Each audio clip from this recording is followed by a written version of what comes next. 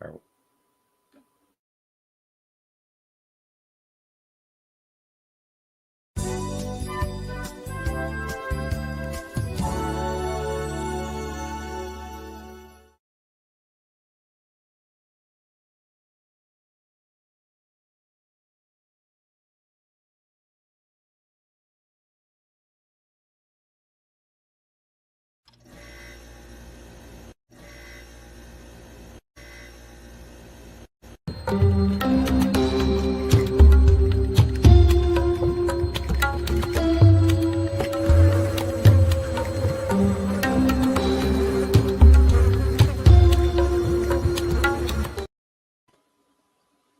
Hello? Boogity boo! That was scary. Well, I try. And you do. I do. Sometimes too hard. That's what she said. Anyway, for Rumble, welcome. Old and new. And how you doing, buddy? I feel like I haven't seen you in a long time. Has it been that long? I don't know whether... No, it's only been a week, but... So I don't know whether it's been too long or not long enough. A case could be made for both, I guess. Anyway, it is good to see you, brother. And we're finally doing the Psycho franchise. I can't believe it's taken for... I thought it was Sicko. Oh, I may have watched all the wrong Psycho. movies. I don't know. We're just horrible. He's our writer. But yeah, I can't believe it's taken this long to get here. Yeah. It's a good movie. One of our friends and regular viewers, the Daily Ghost, I think he was one of maybe even several people to recommend this. But so thank you we're finally here doing the Psycho franchise. What else you got? I think I said that like 5 times. That's okay. But do it one more time. Just for shits and giggles. So those of you just joining us, we're doing the Psycho franchise on the Horror Rumble tonight, and that mainly consists of, well, we'll get into that. Should we start bringing, or we'll say hello to the chat? Yeah, let's say hello to the chat. Are you? I'm always afraid to press buttons now because he has the power. I will bring them up here. Yes. Shout out, Mr. Dan Schein. Cliff Booth. What's the holdup? Yeah, you know us. When do we ever actually go on right at the time? Very rarely. Very rarely. Moment people start showing up late, that's when we start going on time. Blu-rays, hello. Blu-rays, hello. And I think that covers everybody in the chat. Norman. I misread that. Okay. Well, let's gather yon folks around yonder. Yon. I do declare. Okay, then. Well, let's see here. Who do we have first to come on? Let's go with the last to show, but the first to come on. Mr. J, the Stingray. Hello. Jay, the Stingray. It's been a long time. Yeah, thanks for having me, man. Glad I could finally make one of these. Sorry I've been so absent. Well, thank you for making it. I know it's tough sometimes with schedules. And the last show that you were on, I was unfortunately not on. So, oh my God, has it been that long? It has been that long. I didn't scare you off, did I, Jay? Not at all. He was afraid I wouldn't show up. You'd have to do a show alone with Kory. Hey, we had a lot of fun on that one. That was when we did like a 30-minute show and we weren't live. Yeah, we did. We did. We 30 had to minutes, start over. 30 minutes and then had to start over. That was Children of the Corn. If you haven't seen that one, go back and rewatch that. That one was pretty funny. I actually that was a moment I could step away and actually watch this show. And you guys did fantastic. You really did. I was entertained. And yeah, so thank you. I was a little more prepared than I am tonight, so please excuse me. It's been a while. I'm rusty on these movies, but I've seen them, so I should be able to talk a little bit. Sure, everybody's just happy to see you on here. And Swaggy, hello. Swaggy G. Swaggy. All righty. So next up, familiar face. What's up? Oh, yeah. Cable Channel 11 trivia champion, Mr. Dan Schein. How's it going, guys? I'm excited tonight. Good franchise. Great franchise. Great franchise. I was just saying to Kory, I'm surprised it's taken us this long to get here. But Underrated, I would say. yes. Yeah. I'm curious especially to talk about the sequels. Because I'm assuming there's no haters for the original, but you never know. Should be interesting to see, like you said, how before we went on, how it kind of ranks in everybody's. Because is it going to be well, you got to say Hitchcock's original Psycho is the best, or are they going to be some surprises? We'll see. There's probably some Meg Tilly lovers out there that might go a different direction. So we'll see. Well, we got one more guy to bring on, Jess. All right. Here we go. The newcomer. That's funny. It's Daily Ghost. What's up, gentlemen? How's it going? What's going on, man? Good. Not much. And ladies and gentlemen, you probably don't know this, but you might if you've been in the chats. We've been trying to get Ghost on for, what were we talking? I first said over a year. We just been trying to do this show for over a year. It's been a while. Trying to get you on since, like you say, COVID. How many years ago? I think so, yeah. It does It's pretty exist. bad. I know it's funny. My name kind of, I didn't even intend it to be like that, but it's kind of perfect because I just kind of come in and out once in a while. It does. Sorry, work. I've been so hard to reach, but it's awesome to be here with you guys for sure. Finally, yes. Glad to have you. Yeah, talk about it doesn't seem like many people talk about this franchise. I mean, people do, but it's not like Jason and all that stuff. Yeah. Yeah. I'll be honest with you. Up until about maybe 7-8 years ago, I didn't even know there were sequels to this. Really? So, Oh, wow. yeah, I happened to be at a Family Dollar and just looking through their movies, and they had a 4-pack. So, screw it, I'll buy this. That's awesome.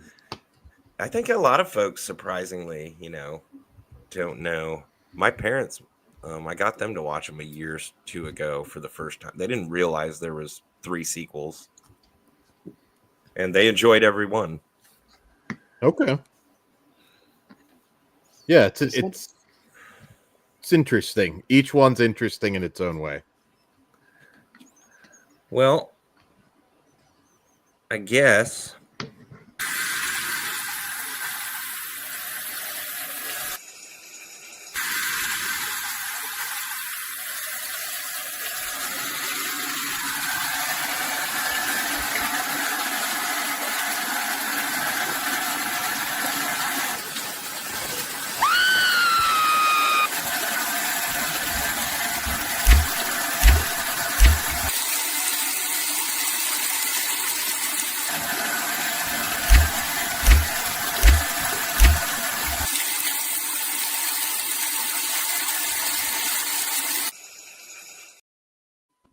Wow. Chocolate syrup. I was gonna say, what was that going in there? I thought you were coming blood, Jess. Poo, blood, chocolate syrup. It's all the same. You don't give away the movie magic. Yes. You need a Patreon so we can get that color and Heish version, the more explicit showers. God, we're not talking about the remake tonight, are we? The colorized version. At some point, we will, Jay. We will. And it's no holds barred. So, I've seen it one time. Ah, And 98. that's one too many. And I love Gus Van Sant. It's really messed up that he directed that, Well, that's Yeah, interesting. We'll have to interesting decision. Yeah. get to that. That'll be. Maybe there's a remake lover out there of this one. They exist. They exist. I fucking hope not. well, Well, have we been through the pleasantries? What? Do me a favor when you're gonna make these little skits, clue me in. He does not know. I don't movies know are that gonna- you're doing this shit. So Oh, Did you have a director terrorizing you off screen? just myself. Your wife didn't just flush the toilet, so it just you get that reaction. That's how I got the high pitched scream. Yes. There you go. There you go. Very well done. Yeah, thanks. It's obviously thrown together at the very last minute. There's so many things I would rather do with these videos, but it's literally, hopefully that works. And Wait till you see his clip from 3 with the Jeff Fahey scene. Hold on. There's no lamps involved in there, isn't there? Oh my. Hey, you never know. I can rank up there with Jeff Fahey and Sharon Stone. There you go. Hey, Kory from S'mores Indoors. Hey, what's up, Kory?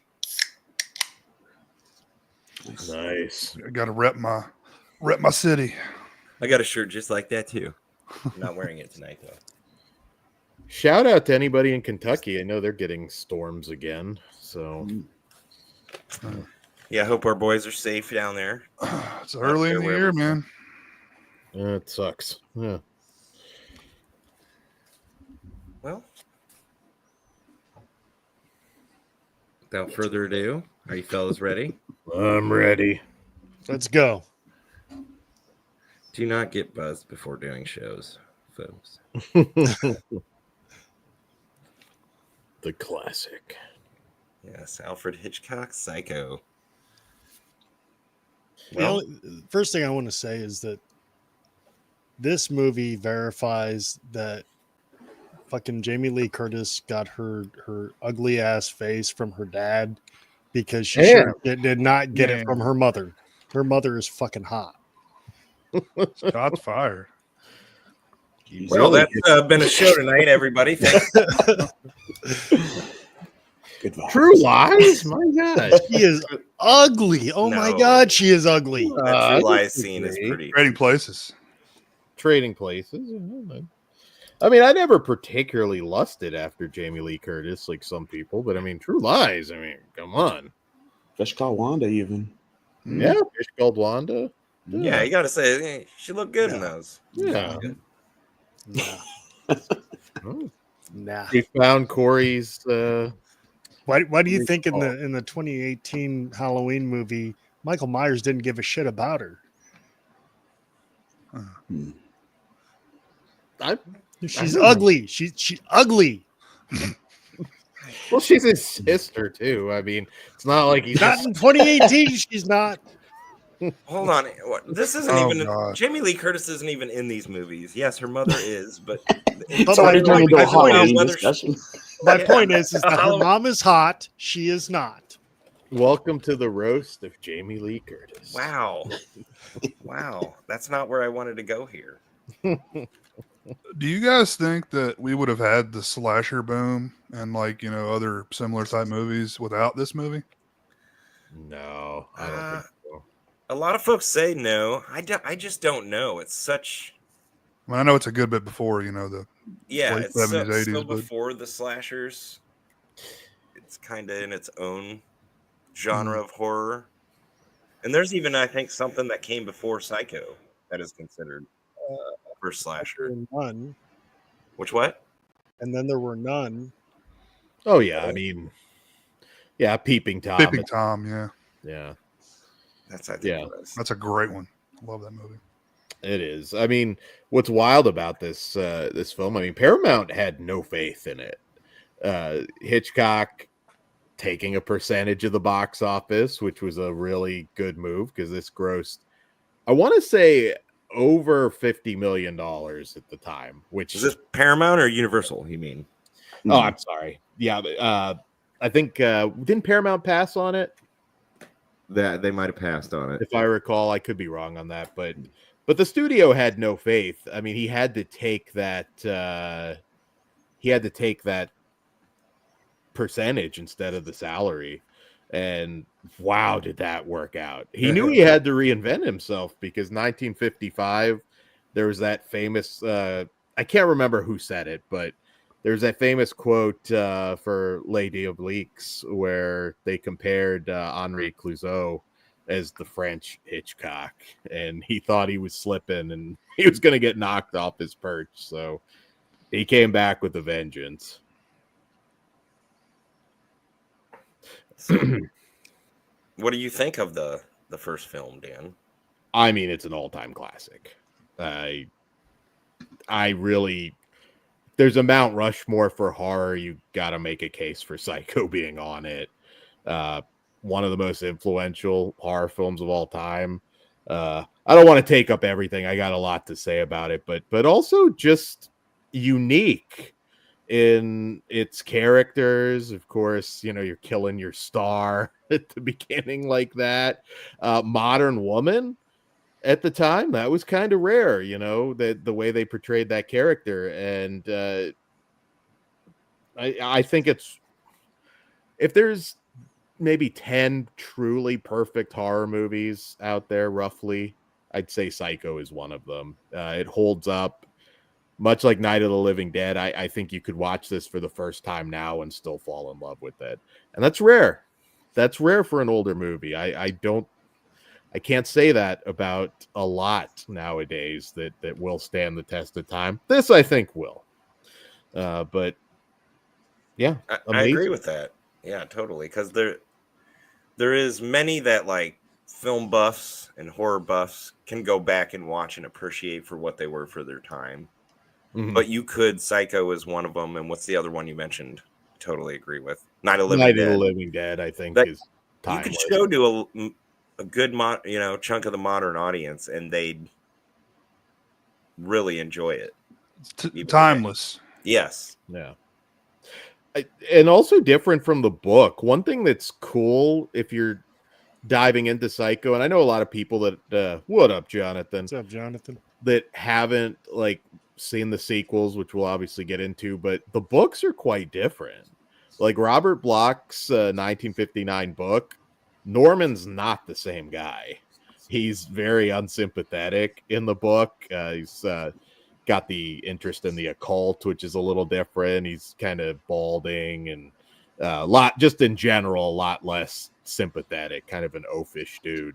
And yeah, you go down that rabbit hole, the sequels. Yeah, I'm eager to talk about all of them, but hot tag. I'm curious, like Ghost, your first viewing of Psycho, what was it like? When did you fall in love with it? I think the first time I saw it was actually, funny enough, at my grandmother's house. Oh, okay. Yeah, because I remember going to visit my grandmother. It was like a few states away from where I was at the time. It was like on one of those, they do Saturday night movies, Sunday night, whatever it was. Mhm. And it was, it was going to be on one night. And we all gathered around the old TV set and watched it. It was the first time for me. And I mean, I liked it. I wasn't too young. It was actually probably a good age to see it for the first time. But Mm-hmm. yeah, it was pretty shocking. It was kind of like, I was thinking what you were saying about how, like society, like how things are a little bit different with the modern woman aspect to it. I was thinking how this is one of those movies I would definitely like to go back in time to be there at that moment, just for that reason. And then, just the violent aspect to it, it would just be to experience that movie and everything that it changed at that time with an audience would just be an amazing experience, I think. But wasn't it like kind of taboo at the time to like show a woman in the shower and stuff like that? I know they couldn't show a toilet, I think, right? Wasn't that that was as crazy as that sounds. Yeah. Oh no. Yeah. I mean, we don't shit. Nobody shits. They shot this in 59 too. So, I mean, yeah, when you go back, I mean, it's funny because by the end of the 60s, cinema changed so much. Easy Rider, right. Rosemary's Baby, like, things started to change fast.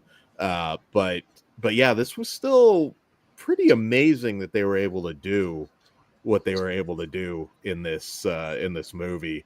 And I mean, Anthony Perkins, again, Mount Rushmore just for movie characters. I think Norman Bates is just such a fascinating character, and I used to be able to quote it just by memory, but the trap speech that he gives in Psycho, in my opinion, is one of the greatest bits of acting anybody's ever done in a film. Yeah, I mean, Bernard Herrmann's score, maybe the most iconic score I think of all time. I mean, Richard Band and everybody ripped it off. Everybody knows Psycho. Even a kid that's never seen it is sitting there doing the E things, like, and they don't even know why, but it's just out there in pop culture. And yeah, I think I did that before I even knew. Yeah, it was just there. It was just there. Yeah. And Ghost, I love your first time watch with at your grandma's house. And what a great memory, though. I know it sounds crazy, but what a great memory. Yeah, I miss that. It's like event television, right? It doesn't exist anymore, you know? Yeah. I remember too that time specifically, I was really getting into movies at that age. So, you know, we're there and we're at my grandmother's house. We only see her like once a year or something. So it felt kind of like I'm in this new place. So it was like, oh, big movie event. And I like wrote up, like, just drew these little posters and stuff and like put them onto the entrance to the room where we watched it. Like the whole thing. I was just going crazy. Fantastic. Yeah, it was just good timing, to do something like that, I guess you would say. But yeah, it was really fun. It was definitely a fun thing. But I don't think as we get into the sequels, it didn't carry on. It was just that that first movie where we could all kind of bond on in a weird kind of way. Yeah, 3 might have been a little awkward. Little bit. Cover your eyes, Nana. Exactly. Yeah, I miss that. I mean, even just, going much later, but like just like that TNT original miniseries, like that everybody was going to sit down and watch together. Yeah, you don't have that anymore. There's not appointment TV anymore. It sucks. No, and I mean, I guess you can make new moments with the stream, but you're right. It's not quite the same because you had to be there at a certain time, Once in a blue moon. Really the last thing I can think of. Ooh, we lost Jay. Last thing I can think of is maybe Stranger Things. Like everybody watched it like as soon as it goes up, but that's very rare now. You just don't have it. Well, even that, we wait and watch. I don't watch every Wednesday it's released, or we wait till it's out and usually watch an episode a night. Yeah, it's like there's still event television, but it's on everyone's own time. Yeah, it's kind of strange. Too easy. It's too easy. We almost take advantage, and it's not special anymore. Yeah. And back in the day too, like you miss that certain movie, you might not get to see it again for a while if you go back far enough. Especially back then, because there's 3 and then 4 channels. You didn't really have much choice, so everything became kind of an event. Yeah. Especially that more obscure movie that you might have watched, but then time flies and you're trying to figure out what the hell it was. Yeah. That's the positive of the internet. We've been able to go back and find some of those just by typing in descriptions of what was that movie with the kid who ate weird shit or whatever, Yeah. Another thing that I thought was so freaking cool with Psycho is that 6-minute trailer that showed nothing from the movie. It was just Hitchcock, like how awful and how terrifying this movie was going to be. And I miss that. Like, my God, I feel like, an Ari Aster or somebody needs to do that. Like, I don't want to know anything about the movie. You've sold it on your name. So just get out there and just sell me. I'd love to see that again. 6 minutes and change, I believe that trailer was. And it's too much. I totally agree with you. And I've said this, and especially of sequels, like give me the title screen and call it a day. Because if you're going to see it, if you're a fan, you're going to see the sequel. I don't need to see anything of it. Or shoot. Sometimes they did this in the old days, as I say, the old days, even 80s and 90s, they'd shoot a trailer that wasn't even in the movie. Like they'd hire a crew. Yeah. They might even done this up into the 2000s. We've kind of done I've done a few similar things. I remember that pretty often. Like, man, where's the scene from the trailer? You know, it's not even in the movie. So yeah. Good recent-ish example of that was that I think it was the last Fantastic Four movie, where it's like you've got the Thing being dropped in the middle of this like massive like post-nuke war zone, and it's nowhere in the movie. It's like, what the hell happened? Yeah, I guess sometimes that'd piss you off too, though. You think it's going to be in there, and that movie pisses you off in a lot of ways. But yeah, I was waiting for it and I didn't get it. So, how you doing, Jay? Do you have what's your thoughts on the first movie? Your first. This one I didn't see until a little bit later. I was probably maybe 12, 13 when I saw it for the first time. It always, I mean, it seemed like it would be boring to me before that. You know, I had a short attention span. I'm a stupid little kid, you know. So, but it wasn't at all. I really enjoyed it even from the first watch. And I think I own this on like 5 different formats. So Very cool. I'm a big fan. I haven't seen it in a while, but I do like it quite a bit. I've seen it so many times, you know, the first one at least. So I'm actually watching it now, and they just had the shower scene. She actually had a body double, didn't she, Dan? Yes. Marley Renfro, probably the most famous body double ever, I would say. Yeah, that you can't really talk about. Maybe Janet Leigh's not that hot after all, Kory. Yeah, she is. Yeah. However, I will say there is nudity in this. It's blurred, but there's nudity in this. Yeah. If you watch, there's a few Hitchcock movies about him, but the one with Anthony Hopkins and Helen Mirren, there's a funny scene where she's like looking at the dailies and she's like, "There's nudity in this," like just smacks him. It's pretty funny.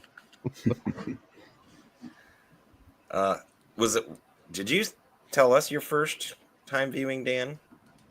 I saw it super, super young, like little kid. Probably watched this one alone because my mom, not a big horror person. So somehow I got a hold of it. Zombie. What up, zombie? I think it was like one of those ones. It's like, it's black and white, like whatever. And I learned to bullshit my parents on like and movies in general pretty early. I knew how to lie. It's pretty tame. I mean, in that regard, you know, it is. But I mean, again, you can see an audience back then going into that theater, and it might have been like, my God. Oh, for sure. Yeah. You know, much like Frankenstein, you can look at that now, but it's like, they're killing a kid in the 30s. Like, that's insane. And yeah, I do. I can't come up with anything to say about this movie where an actor is off or a shot isn't quite right. Just everything about it, I think, stands the test of time. So, what was the show that Hitchcock had? The Hitchcock Alfred Hitchcock Presents. And it's funny you bring that up because I watched that show really young and enjoyed it, like on Nick at Night. Yeah, exactly. And then, but I never, and I'd heard about Psycho, knew, you know, all the stuff everybody knew about it, but never like could bring myself to watch it. Kind of similar to what you guys. That was my introduction to Hitchcock. Was that show? Me too. You know, he would walk in the frame, the silhouette, and his like belly. It would have the. Yeah. I've got that set on DVD or under somewhere. I enjoyed that too, but I don't know why. As much as I enjoyed that, it didn't push me to watch Psycho any earlier than high school, really, to like focus on it. It was in my high school film class, so I was forced to watch it. Right. And it was solid. I knew it was going to be good, but it exceeded my expectations when I watched it the first full watch through. Yeah. Did you just have like black and white movie bias, or? No, you mean like that was like what our subject for most of the class was? Well, no. Oh, me myself not... personally have black and white movie, not at all, because like Jay said, I was watching Nick at Night. You know, some of my favorite shows were like the black and white Dick Van Dyke Show, Alfred Hitchcock Presents, Donna Reed, all that stuff. My Three Sons. And I love that block. Toby Gillis. Yeah, Donna Reed. What's that? The Identical Cousins. Patty Duke. Patty Duke Show. Yeah, but I loved all that stuff, man. That was what I cut my teeth on, you know. So no, it wasn't a bias. Maybe slightly, I guess, when you come over and have to watch a full movie of it, but I don't know. I think I just like even movies today. You guys could tell me it's one of the greatest films, and it'll be 3 years before I get to it just because of the mood. It's like, I got nothing else. I'll play this and be prepared to shut it off. They were right. They were right. Yeah, exactly. And I do that so many times, and then I come back and, hey, everybody, this movie's awesome. Yeah, Jess, we were talking about that 3 years ago. We'll just keep pushing you. So, Rule of Jenny Penn. There's the next one I'll bully you on until you watch it. So has anybody got any thoughts on this? On who would make a better Loomis and who would make a better Norman Bates? I'd like to see Forrest Whitaker. I think it would be pretty cool. Yeah, I think Whitaker fits that a little more than the other two. I could definitely pull it off. Just watch the original. Paul yeah. Dano. Well, I mean, you've got the new series. Well, we'll just bring these up. You know, we're not going to get deep into them because I haven't really dived into them myself. But there's the TV Bates Motel movie in the 80s. There's the Bates Motel series in the last 10 years or less. Mm-hmm. And then there's, of course, people have stolen, like there's an India Psycho movie 2020. There's the Bates Haunting, which has nothing to do with. Any of you guys watched any of this other? Oh, I've seen it all. Yeah. I've seen it all. Officially canon, though, is the newest Bates Motel series, I think, right? And the TV movie kind of was going to be, but they just decided to leave that. The last series was a prequel. So, yeah, you could consider that canon. The 87 Bates Motel was a pilot for a TV show. And it's very different. It's like Fantasy Island in the hotel is what they were going for. Like it sucks. I hate it. Yeah, it's bad. I remember, like, I had to track that thing down. It wasn't out anywhere, like back in the early DVD days, and I finally saw it. I'm like, this is what the fuss is about, you know? It's the popular bootleg at convention. Yeah. But it's goofy. Like, it's almost like a comedy, and I mean, I'm sure episode to episode it might have looked different. I mean, Bud Cort and Lori Petty were the two main stars in it. And I love Lori Petty, but I mean it's a piece of crap. I mean, it's pretty bad. Jason Bateman, though, young Jason Bateman is in that pilot. But yeah, I don't know. I might have to give it a shot, but again, it's hard for me to go outside of these. It's a curiosity piece. You haven't seen the show at all either? No, the TV Bates Motel or the series, neither one. And I mean, these four movies gave us the prequel, they gave us the sequels, and they were all worthy. So I don't know if I need any more Bates Motel or Norman Bates. I recommend the Bates Motel series, the newer series that is a prequel. It takes a minute. Like, it's one of those ones you have to give it a handful of episodes to fully adjust to it. But they got a great actor for Norman Bates, who I could easily have seen. Like, okay, we're growing into Anthony Perkins. Is it Freddie Highmore? Yeah. Mm-hmm. He is good. He's a good child actor that's been able to transition into adult. Yeah, but he fits it quite well. Well, we'll talk about that in 3 to 5 years. You got to get to it, Jess. Got to get to it. You'll like it. I think. I can't remember. Is your wife into horror at all? She is. Okay. A lot of it because of me. Yeah. But Binge it, Jess Graham. okay. I'm Yeah, the I don't same. think I've been she'd be very against hesitant to start it, but You I'll too, take your Ghost? word. Oh yeah, yeah. I haven't seen any. It's kind of the same. It's actually in a weird way. It's still like the, you know, it's still in my head, the '87 movie. So when they made it, I know it has nothing to do with it, but I just can't separate the two. And I'm like, yeah, maybe I'll watch it someday. I just don't care. Well, again, One if we ever, day, you've got it. one day I will crack these open and watch them. Nice. But Well, You'll maybe get- I do have the first 4 seasons. Was it 4? Is that what it went for? I thought it was either 5 or 6. I don't know. Oh, off the okay. top of Gosh, my I head. I've only didn't got watch it all the 4, way so through. I don't know. But and the 4th one I think is in Spanish. So Oh, heck yeah. What up? Surviving the storms. Chris at What's up, Slasher brother? Home Chris? Video, bro. Yes. So yeah, if we might do a show on the Horror Rumble down the road to where we revisit these franchises that have had TV shows that we really didn't cover, and Yeah. do a whole show on those. I mean, there's some that are very bad, but there was a string there for a while where, like, Hannibal, I thought was amazing. Bates Motel, not quite as good as Hannibal, but still very, very good.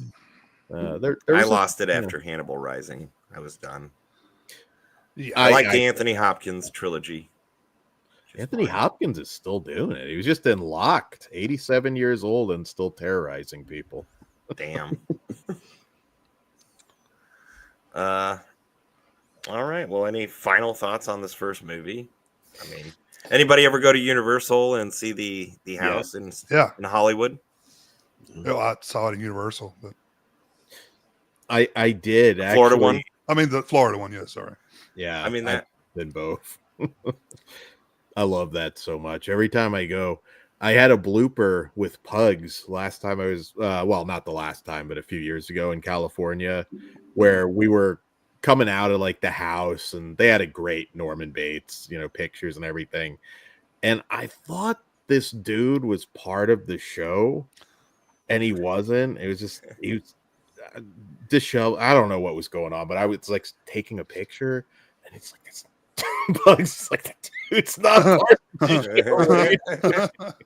I was like, oh, I felt like such an asshole. But I did know the guy who played Norman Bates was one of the main guys there at Universal for a few years. You mean Highmore? No, in the Universal tour. Yeah. It's You haven't seen Maxine yet, have you, Jess? No, I don't think I haven't seen Pearl yet. I've only seen X. I've only seen X. The Bates house makes an appearance in the movie, so it's best part of that movie in my opinion. I like it. Maxine's I like the third one. movie. Mm-hmm. Yeah. The only thing I wanted to add is that, and is kind of touching on what Dan was talking about earlier, but the word classic gets thrown around way too much, and this one is actually a legitimate classic. So, for sure, it's one of those movies. It's like I don't know. If I hear somebody doesn't like it, I'm like, horror might not be for you. I don't know, because it is just, it's so good. I can't imagine what wouldn't click with somebody. A lot of people do have an aversion to black and white, like you were saying. They do, but I think this is like the one. Like, if it's somebody refusing to watch, I'm gonna go with either this or Night of the Living Dead. I'm like, yeah. If you hate that, then yeah, you have an aversion to black and white film. Just my opinion, but if you've got an aversion to black and white movies, you need to seek fucking professional help. You miss out on a lot. The greatest movies are in black and white. Yeah. But I mean, just think about it. I mean, it was kind of like that when I was a kid. And, a lot of stuff was still in black and white. But now these kids are like, oh, shit, it's in black and white. Yeah, but, Jay, when we were kids, black and white TVs were still readily accessible. Yeah, that's what I had a black and white TV for a while. It adds to the mood. Like something like The Lighthouse, great example. Like that, it wouldn't feel the same. But studios hate that shit. You know how they were going to put The Mist out in black and white, and it's like a special feature on the DVD or Blu-ray or whatever. It works though. Yeah. Like if you watch the black and white version of that, it looks better in black and white. The CGI looks better. it hides some of that. I think it has to be a rare case, though. I Sure. don't think in modern times we need to always be artsy fartsy. That's Most exactly of the what time. Yeah. We don't need a black and white movie now. I'm making an art film, so it's got to be Yeah. black and white, right? Do. Yeah. Jess Graham hates Clerks, I guess. Now, watch yourself. I do like Clerks. It has a Well, there purpose you on go. occasion, and it works. But like I've also seen too many to where it's no, this film doesn't need to be black and white. Yeah. Very much. I will say I personally believe that if you were to make a old fashioned detective movie, film noir, it should be in black and white. I don't like the neo noir stuff. Mm-hmm. Yeah, I agree. It fits it. Another fact that maybe not everybody knows, Hitchcock at the time, I want to say right before this, I can't remember the exact year, but he was being courted to do a James Bond movie, and it was going to be like a version of Thunderball. Of course, that didn't happen, but I would have been kind of curious to see what would have happened with that. That is a movie franchise I have yet to be able to bring myself to sit down and watch. I've tried. Oh, really? Yes. I end up falling asleep every time I try and watch one. I'm the same. I'm not a fan. I've seen a handful. My dad was a Bond and John Wayne guy, so he'd watch those on a loop. Like, I never could get into John Wayne. I like the Bond movies for the most part, but I get it. I like some of the later ones, but most of the older ones are just, I don't know, they haven't aged all that well. Yeah. I think if you saw them when they came out, they're kind of corny, huh? Yeah. I miss the campiness of it, though. Like, I know Roger Moore was like, those movies were really camp fests, but I kind of miss it. Like, the Daniel Craig ones got a little too serious. I'm like, I want to see Bond being a little goofy sometimes. I like Lazenby. Or Lazenby, however. Yep. Yeah, what was the name of the one? Oh, yeah, the long title, right? What was that one? That's the same as me, Zombie. Was it Honor Her Majesty's Secret Service Ghost? Yeah, I think so. Yeah. That was actually a solid movie. I tried to go back and watch all of them. I don't know, in the last 15, 20 years. I knew an editor who worked with him much later, much after the Bond movie, and said like he really had like self-confidence issues later on because that didn't blow him up like I'm sure he was hoping, obviously, but supposedly a really nice guy.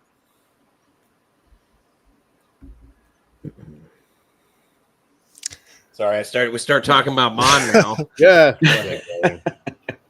Let's go back to Halloween. Ben has left the chat. All right. Any final thoughts on the original Psycho? We can always revert back to it. See it. Absolutely, 100% see it. I'm seeing it now. He just turned on the Bates Motel sign. Hopefully not for your first time. Go. No. I did see it for the first time, like in my early 20s, but took you a while. Yeah. Well, then, without further ado, Psycho 2. Good case to be made. Maybe one of, if not the best horror sequel ever made. What's the quote? This isn't mine, but I mean, this movie has no right to be as good as it is. I probably screwed that. Somebody probably said it better than that. Well, I think, like if I were, of age at that time, I would probably be thinking like, why? Like, why would you, especially that long after, it just felt like a, cash in. I think it's amazing. I think Richard Franklin was a great choice to helm it. You look at Road Games, it's like, okay, this guy is clearly the pick, but This is another one it almost went to TV at one point before this got made, specifically before Anthony Perkins was talked into doing it. Just an asset. It was going to be a TV movie, and Christopher Walken was going to have the Norman Bates role. That was the plan. Oh man, Around town. It would have been interesting. I think it would have been better than the 87 pilot, at least. But yeah, but that's not probably saying much. No, but I like Christopher Walken. It would have felt different. But it did get, because Anthony Perkins did come on, because he wouldn't have done it at that point as a TV movie. And you said Richard Franklin, was either him or somebody he consulted, worked as like an assistant director and assistant to Hitchcock on the original. Yeah, there's a long history. I mean, he worshipped Hitchcock, and it really bled through in his work. I mean, Road Games, again, one that a lot of people maybe haven't seen and should, because it's just a fantastic movie. But this should not work as well as it does, and it's a very different movie. It's a gory film. I mean, it's very much an 80s slasher, yet they make it interesting. They make it work. Well, there's a perfect mix of that gore, that suspense, and fun. And it's not even a total 80s slasher yet. We'll get to that, but it's just the perfect blend. Yeah.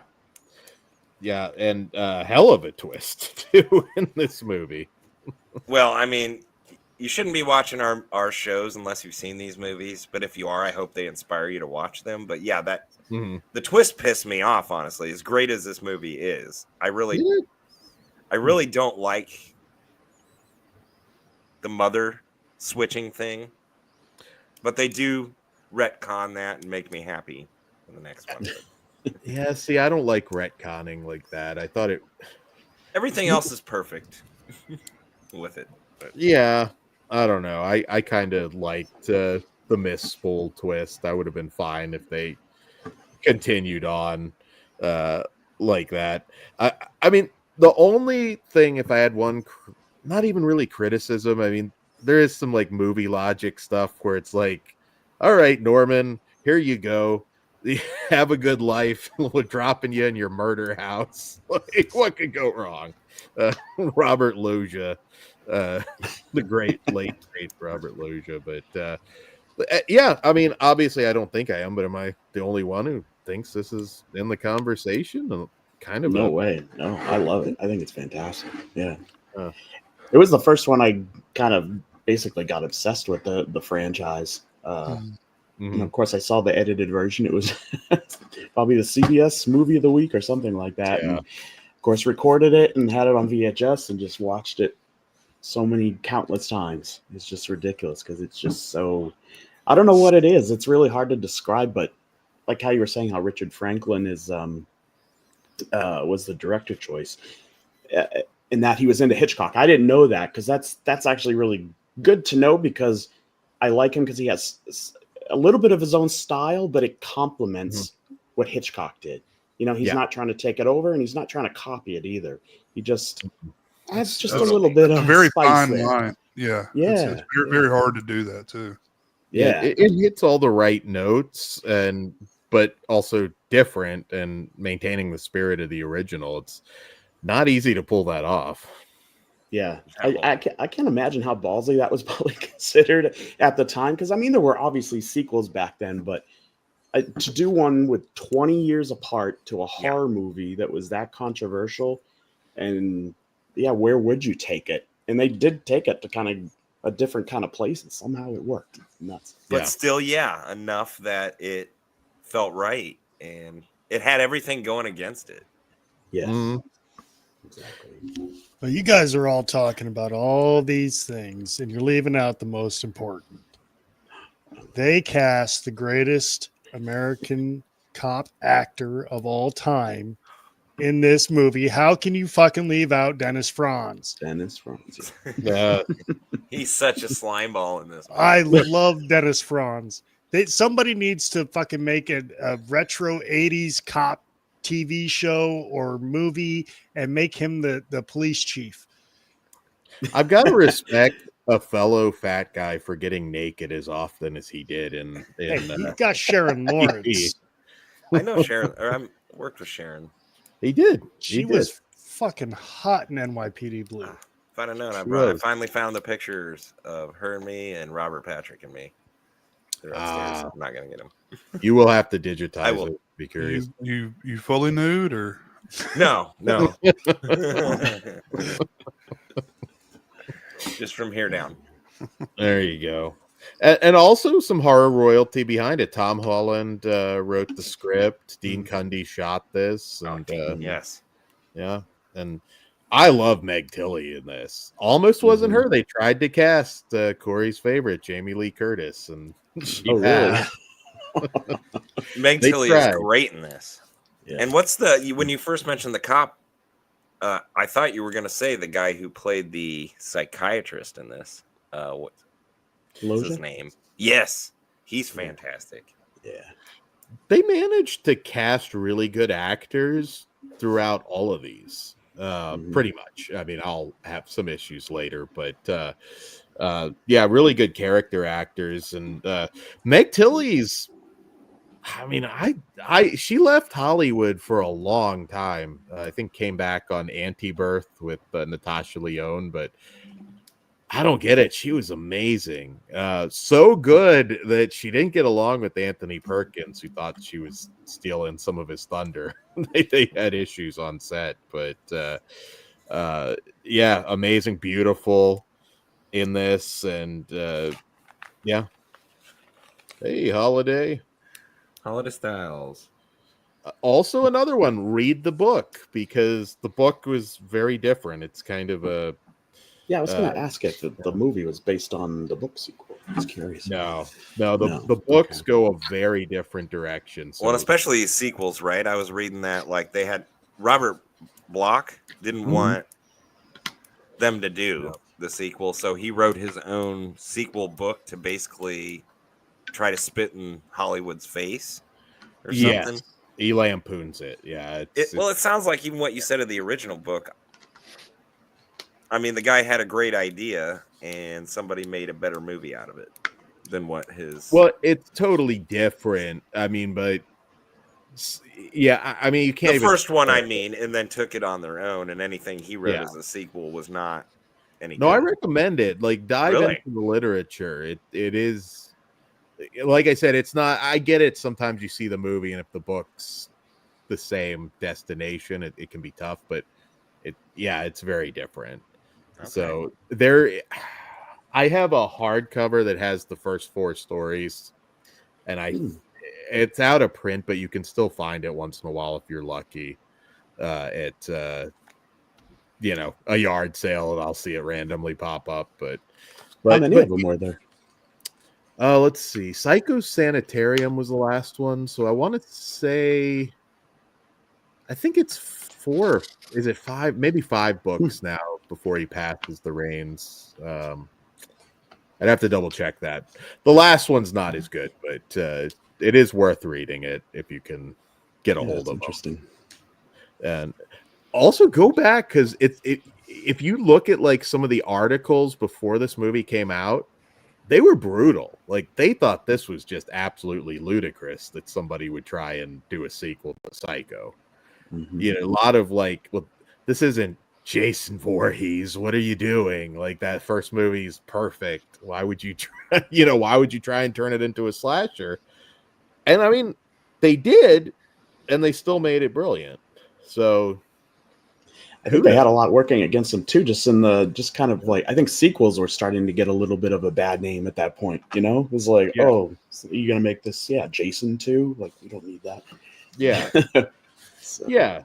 And Psycho, I mean, was certainly a more respected, movie than really anything. Even Halloween back then, had some people who thought it was trash, unfairly. But Psycho was kind of like holy ground, and you make a movie that I think satisfied the 80s slashers fans and also just fans of classic horror.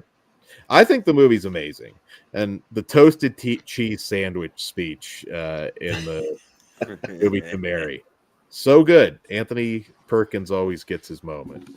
Yeah. Even the score is awesome. I'm trying to think who did it. But yeah, there's just like, even the sound is great to it. You're right. Who is that? So And I you guys just have- rewatched them. This 2 and 3. you guys have sat here and kissed part two's ass. Yeah, And I'm about to rain on your parade a little bit. really. I'm not saying I don't like two. I'm not You're saying about to that be at all. wrong. I like part two. I don't like the ending. I do not like the ending, and it's one specific part of the ending that I don't like, and it's the fact that the actress, what's her name, Meg Tilly, is Mm-hmm. she like her character is actually pretty sympathetic through most of the movie, right up until the end, and then they like fucking kill her, and it's like, oh well, it was her fault, and she's the one that did it, and her and her mom, and Oh, I think they showed some sympathy for her character in the end, or Norman not did. at the end. No, they didn't. She regretted it. I think she was sympathetic. Yeah. I mean, you can understand why they were doing what they were doing. Not the wisest move, but Vera Miles, the way she bites it in Psycho 2, I thought was pretty spectacular. The knife. Yeah. That was actually one of the scenes that I did not see in the edited version. So when I finally saw the unedited, I was like, whoa, what the hell was I missing? They go hard. So I love it. I really do. I mean, that is tough. The world changed quite a bit from that 60 to 1983, and I do. I think, I mean, this would be a 5 stars on our rating scale, which is a perfect rating. I don't see many flaws with it, and I do wish they had kept it. I really do. I was fine with the twist. I would have kept that canon going forward. I'm glad they didn't, but we can get into that in the next movie.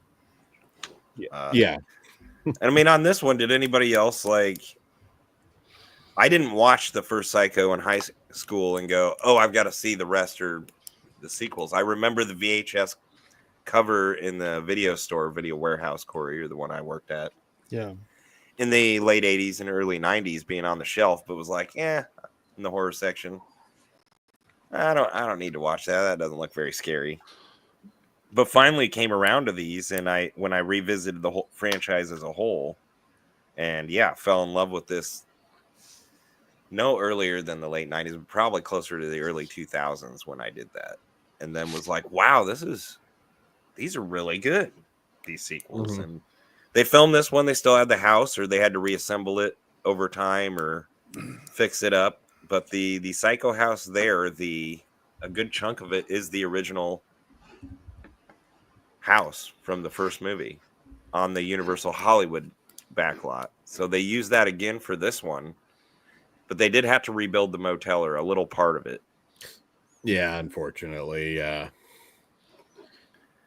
Best shovel death ever. Yes. Cliff, that's a good whack. It really is. That's what she said. Somebody's gonna clip that. Oh, I've got a clip for later. Just gonna clip it anytime we do Flesh Wound After Dark. Now, that was a good whack. The seal of approval. So are we on 3 now? Not yet. I mean, did you? Everybody got their final thoughts on 2, or? It's by far my favorite next to the original. Mm-hmm. I think it's a great movie. It's a great pairing, with the original as well. Yeah. I will say it is the second best, but there's another one that I think is close to knocking it off. So, Okay, well, so you and Jay, you're saying the original can't be beat. absolutely. Because I think you can't. Yeah, it's hard to say that, but I think 2's more rewatchable for me. I agree. Mm-hmm. Yeah, same here. Well, it's like Ghost said, it stands alone, by itself because it is so different, Mm-hmm. So But it's also a great pairing. So, I mean, again, Yeah, a perfect mix of everything. It could have been an even bigger banger with Walk-In. You're out of your mind, Kory. You're out of your fucking mind. Can you imagine that. You're about as crazy as this guy, this Kory, the two Korys. I can't do Walk-In. It's like we're all trapped. Nah, I can't do it. But just picture Walk-In. I screw it up and I end up going into like Vinnie Barbarino. I can't do Walk-In. I've tried. Nose.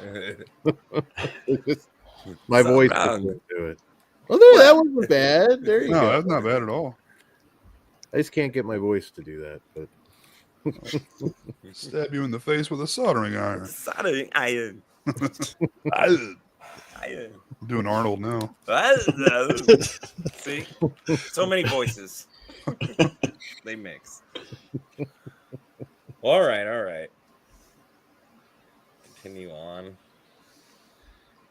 Any last thoughts in the chats about 2? As I think we got them all. If you haven't seen it, see it.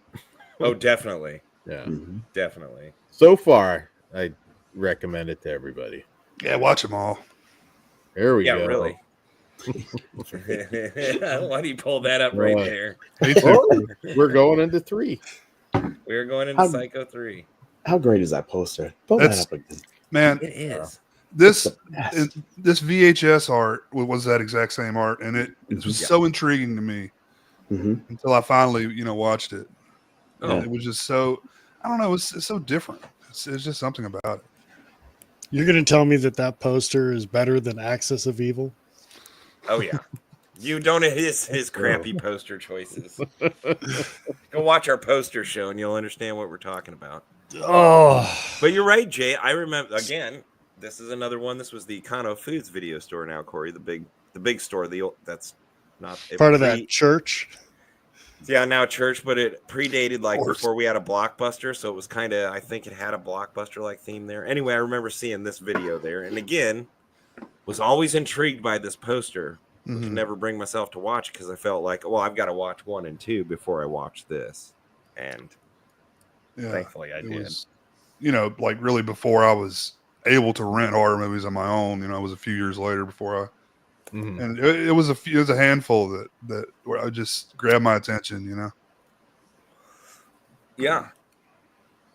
And I this could do is a whole the 80s show slasher on Psycho. Sorry. Yeah. I said I could do a whole show on just VHS art, man. It was such a. I mean, you like imagine the movie in your mind, based on that artwork, and that's what sold the movie. I mean, how many times did you rent something that was just an absolute piece of shit, but it had amazing artwork, Great box cover, yeah. Well, I was a kid who'd go, I could Slow spend you as long down as a I lot, could in a video store, just sitting there staring at the box covers, like you said. I'd be in there for an hour, dude. Yeah. Jess, you can't do that nowadays, bud. You're going to get yourself in trouble. That's kind of like why I like the Vinegar Syndrome experience, even with its movies that I don't know about and they end up to be horrible. It's like, okay, well, I like spending the $20 just like I would go to the theater. You just take a chance, and if it's good, it's good. If it's not, it's not. But it's like I kind of like being pulled into something and being like, of course you get let down sometimes, but it's also just as fun to. I don't know. Vinegar Syndrome does a great job, man. They get a bad rep by some people. I was just gonna say, don't they? You get that. You got a good poster, but shitty movies. Yep. See, like that. It's not always shitty movies. There's a lot of people, like, I feel anytime there's new announcements, if it's not specifically for a while, if it wasn't Nightmare on Elm Street 4K box set, they'll just shit on it because they haven't heard of it. That's true. That's true. It's so frustrating, but no, Vinegar Syndrome has put out some really good stuff that maybe nobody's heard of in the mainstream, certainly, but there's a lot of good movies. No, I'm not crapping on them at all. Yeah, no. Immediately I thought of S'mores Indoors when I said that. He's not a big fan of Vinegar Syndrome. He's not, but We'll convert him and make him a slipcover junkie. For the longest time, this was my favorite. When I first watched these as a whole franchise, this was like, oh wow, I know everybody's going to disagree, but Psycho 3 is my favorite. It's the most fun. It was the 80s slasher. Yeah. But 2, of course, has grown on me, and I think it does beat out 3 for me. Easy thing to say would be just ordering them 1, 2, 3, but I'd say those first 3 movies are pretty equal for me in different ways. It feels like a little more like the late 80s slasher, which is not a bad thing. I mean, I like this movie. I mean, it's nowhere near 2. It's kind of like the Friday the 13th 5 of the Psycho franchise. It's very sleazy. It's better, I think, than Friday the 13th 5. Don't get me wrong. But, Jess already is Holiday. Yeah. It's. I think Jess pre-gamed a little bit tonight. That's my problem anymore. I think Jeff Fahey as Dwayne probably steals the show. Like, he's very memorable. Again, always the actors they cast, always very memorable. And I mean, his line, "You stupid bitch, you could have been coming instead of going." I forget. I just watched it. I am gay he for Fahey, by the way. There you go. Everybody should be. He's great. I don't know how he didn't become a massive movie star. He's great. I mean, yeah, he is. He was in so many of my favorite movies as a kid, Like I love Lawnmower Man. I know it's a fucking shitty movie, but he's great in it, No, I like Lawnmower Man a lot. But Body Parts. Body Parts is awesome. Yeah, he was just coming off Silverado at this point, so he felt like he was going to be huge. But I mean, a lot of B movies, but always memorable. Mm-hmm. And he's great in this. I mean, the lamp, like, what the hell is going on here? It's the most memorable scene of the whole movie. It is, unfortunately. Everybody's gay for Fahey. But yeah, no, I mean, I think the quality holds up pretty good. I mean, at this point, like, yeah, this isn't 1 or 2, but it's still a lot of fun. Some really cool kills in this one. And yeah, I enjoy it. I'm gay for Fahey. Fahey was a good looking bloke. No, hold on. Huh? I think there's a few people. I think Piz might have said it too once, but I don't have the clip. Who's not? I mean, come on. You get lost in those eyes, man. Come on. Yes. Oh, yeah. I want to get the shirt made so I can wear it to a convention that he's at and just film the reaction. I can imagine it probably wouldn't go over too well, but maybe I'm wrong. I've seen him in a couple of Christian movies, so I don't know. Oh, is that what he's doing now? I don't know if that's what he's doing now. I've just seen him in a couple of Christian. I think that doesn't mean worse, he can't appreciate being gay. He's pulling a Kevin Sorbo. No, he's not Kevin Sorbo. Don't compare him to Kevin Sorbo. Not Kevin Sorbo, but he also had other interests. Like, he ran or worked for like a charity in Afghanistan for like orphans. So he would stop acting for a while and was just doing stuff like that. He never stopped, but like he did. There's some interview I read with him at one point, and he talks about it. He said it doing like B movies or movies outside the Hollywood system was easier because it's like you could still make a decent payday, but then go off and do your other stuff. And I know at one point he was involved in some Afghani charitable organization. I can imagine probably not at this point, but he was doing that. That's good to hear. He's actually doing something because he actually cares, not just for the clout. It's for the kids. It's for the kids. Jay. Yeah. He had. Send me that check yet? In fact, he even said like later in his career he'd have a beard a lot because it just, that area makes it easier to blend in. So, sure. So yeah, so it always seemed like a cool guy, and I get excited when he shows up in something, and it's not often enough. I've seen him in stuff recently. I can't remember what it was, but yeah, in the past few years, he's still out there. He is. He's still doing his thing. He's not doing Bible Man or anything. He's No, doing, even the one movies. that I can distinctly remember is called, I think it's called Revelation, and it was during they released I want to say it's a franchise. It's about the end times. Was that the miniseries? No, it's they've got That's straight up a religious movie. Like, yeah, it's done by a company called, I think they're called Cloud 10. okay. But I always love like, the casting in those because sometimes it'd be like Ice-T and Casper Van Dien, and it'll just be like a Bible story. well, there was Candace Cameron is. no, that's more believable. But there was one that had Corbin Burnson and Mr. T. Yeah. Wow. I think that I need to. I think hunt down. Louis Gossett Jr. was in one too. So Yeah. I gotta see the Mr. T one. You've got me Googling that now. Huh. Cliff says he was in a romantic comedy for geezers just recently. Geese. I love that. Kind of, is that discriminatory towards the elderly? Is what? That's Cliff's lingo. You know, Can I say elderly anymore? Can't even use real words anymore. I can't. You can't. I can't even on a regular day. Did we talk about how Anthony Perkins directed this one? yeah. Yeah.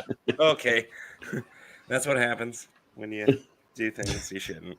I was just gonna, recharge here. Maybe I shouldn't. He does a good job. I mean, 3's maybe a little bit too much of a retelling of 1 in some ways, but I liked it. I like kind of him wrestling with his nature and everything. I mean, the character's always been sympathetic, so it works. I mean, there's bigger drop-offs than Psycho 3. I mean, there's horror franchises that, by the time you get to the third one, it's like you're Sure. Yeah. Yeah, I wouldn't call it that big of a drop off. Even, I mean, yeah, it's a little sleazier. You get some boobies. You get some boobs. Kat Shea, who went on to do quite a bit herself. She pops up in here. It's fun. I don't mind the movie. I kind of wish we had kept some things canon after 2. This kind of goes back and ignores The thing that I'm glad they retconned. I don't like retconning in general. You make a decision, you stick with it. Yeah, but sometimes that decision was so bad.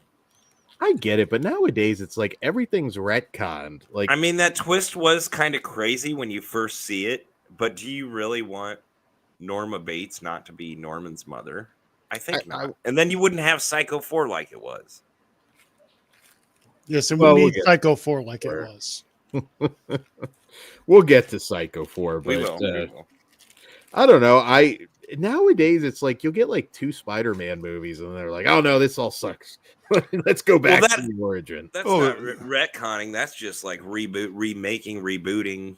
And I don't like that if it's so recent. And to be fair, it's Spider-Man. Spider-Man sucks. Oh. No. Yeah. Comic book Lord, movies Kory. How are we friends?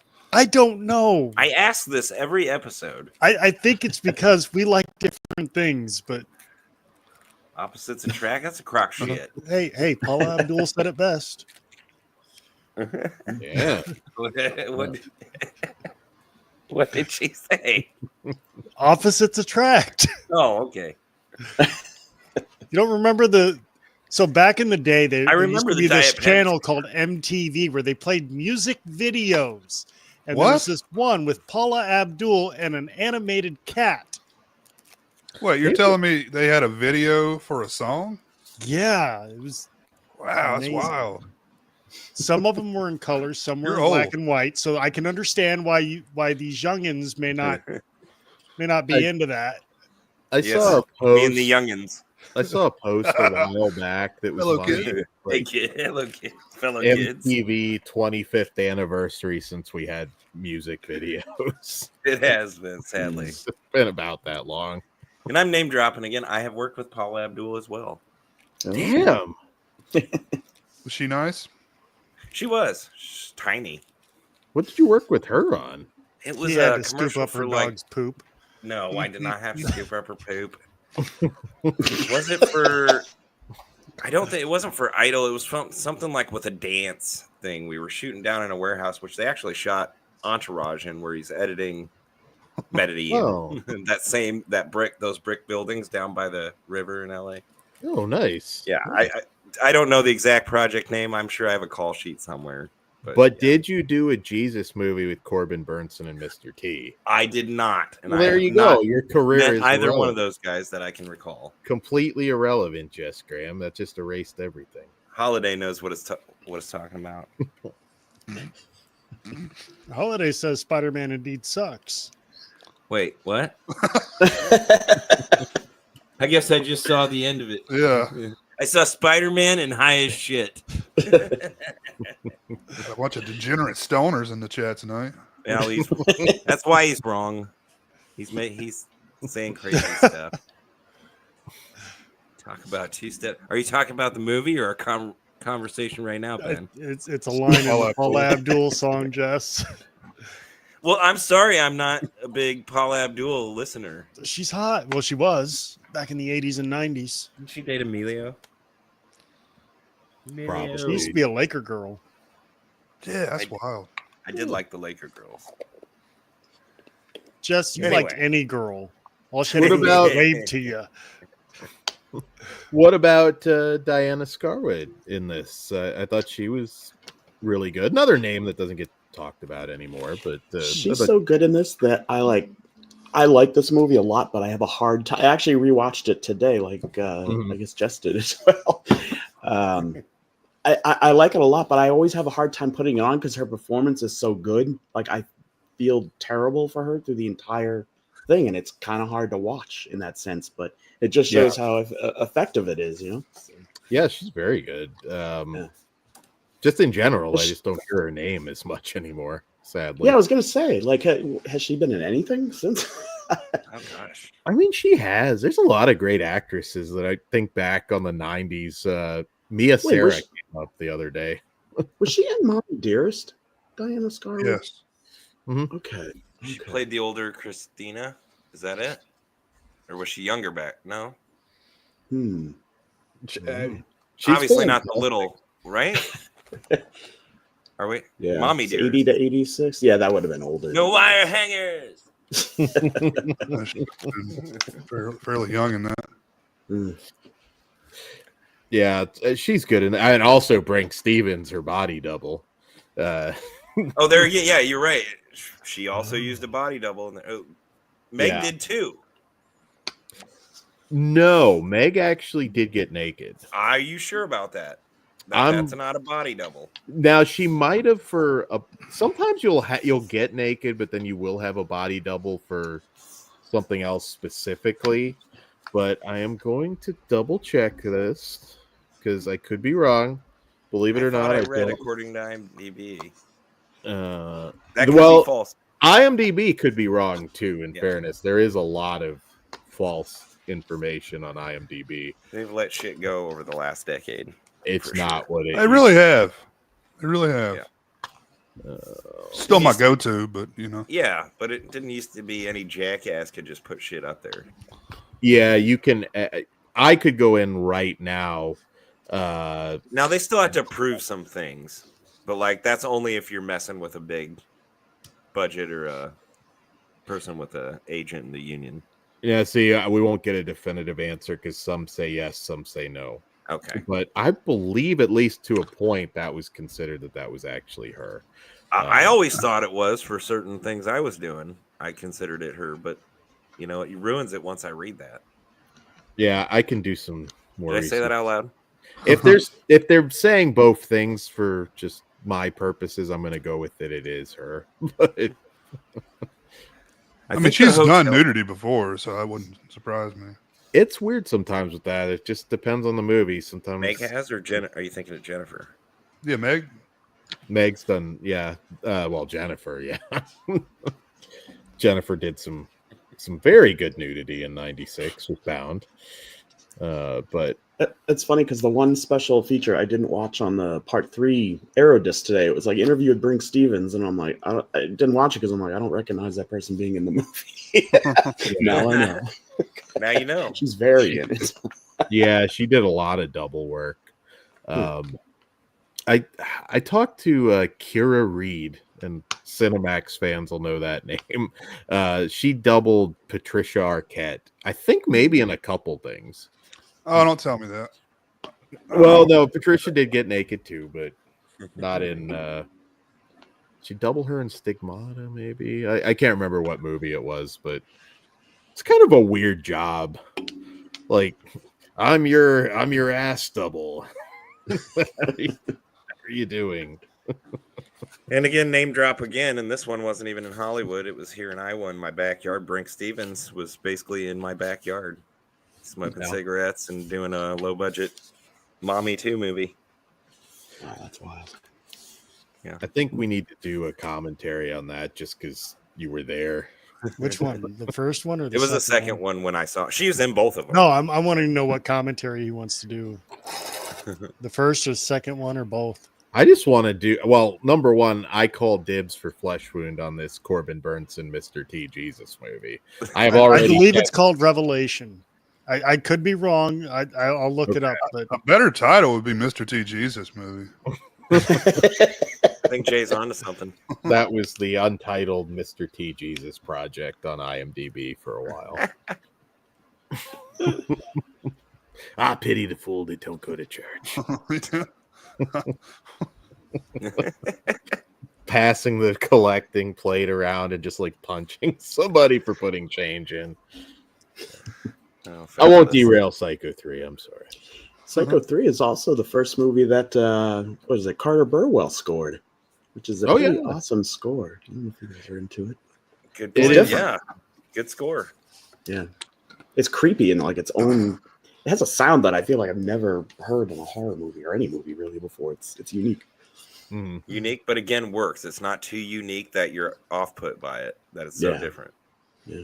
The movie is called Judgment. Unique title.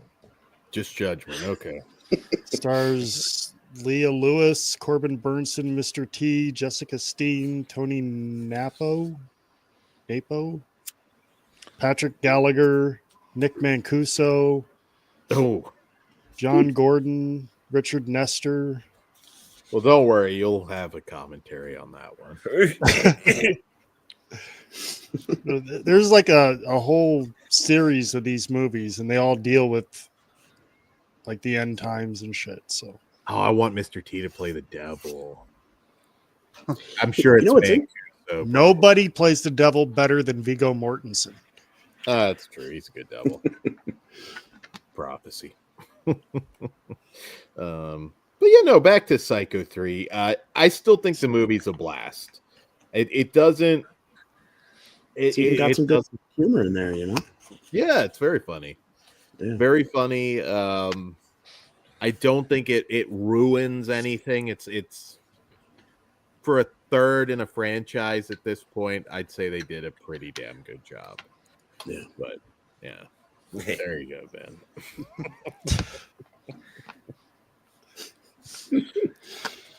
Yeah, I'm definitely a fan of the third one. It's kind of interesting too. It's just like how watching it today, just seeing how different the first three are, each in their own individual ways. We kind of touched on that a little bit earlier, but yeah, there's just something about the movies that are different, and they all work together. And I think that's how this one worked a little bit, because it added more elements, a little bit of slasher, a little bit of humor, just a bit, and just see how it works. It's almost like they were being like cautious, with what they were doing with the franchise, because the first one is so good, so esteemed. So it's they were very careful with it. I think it's cool. And the other thing too, I thought of today was his performance in every one of these movies, like how different they are, yet the character remains exactly the same through each one, Yeah. which is really Yes. impressive. Yeah. Very. Very You said it consistent. perfect there. Yeah. Yeah, really consistent. Probably so much, too much so for him. I'm sure outside, like in his real life, he was probably like, everyone just sees him and go, oh my God, there's Norman Bates. Oh yeah. He wasn't thrilled with how it kind of marked his career, but at the same time, I mean, my God, you're going to be remembered a century after you're gone. I think he Yeah. might have accepted it towards the end there, like a lot of people come back around to, and it's like, I always thought as a kid, man, if I could get that, you know, stuck on a character, whether it's a sitcom or what, and everybody think you're the Fonz for the rest of your life, or, you know, the Fonzie or Latka, it'd be like, fuck yeah. Fuck yeah. Yeah. I was able to make a living. If you do something that you're still remembered for, that, you know, you did something right. I mean, everybody's going to be known for that. Usually that one specific thing. You know, Christopher Lee maybe is lucky that he had that late career where he, you know, managed to do, you know, Lord of the Rings, Star Wars. But at the same time, you're still going to think Dracula before anything else. But he was fantastic as Dracula.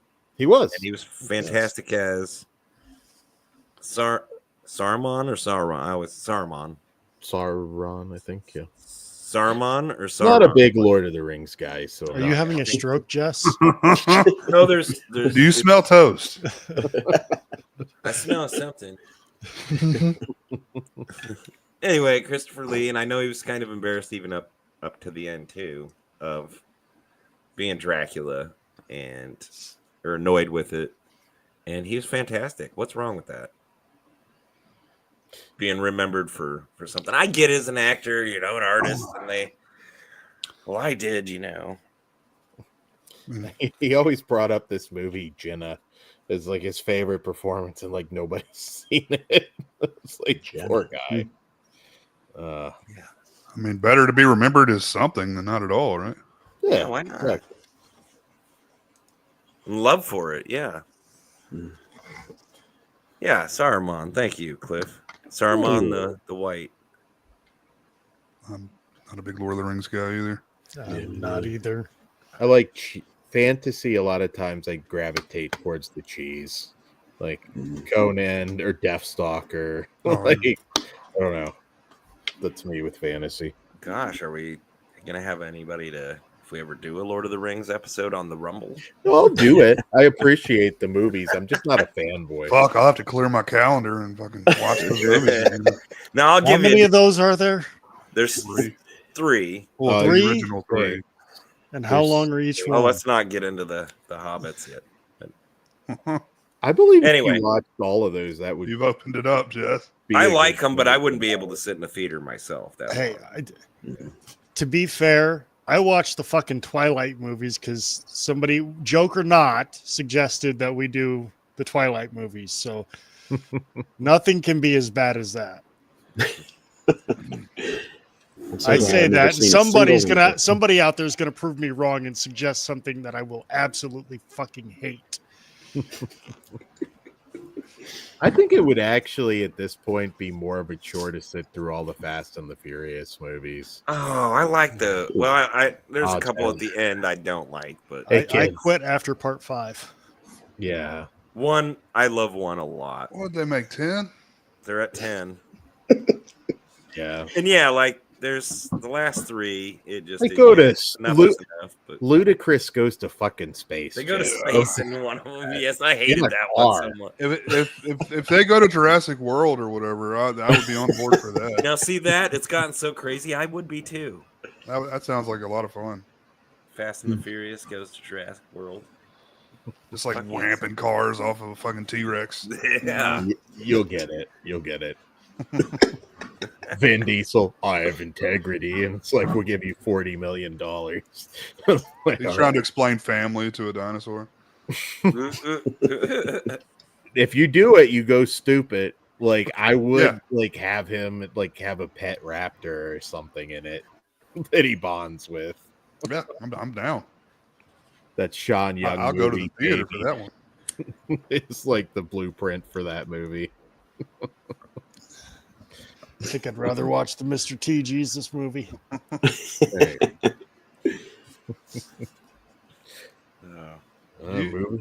Do you guys think that Anthony Perkins would have even done this movie if he wasn't the director?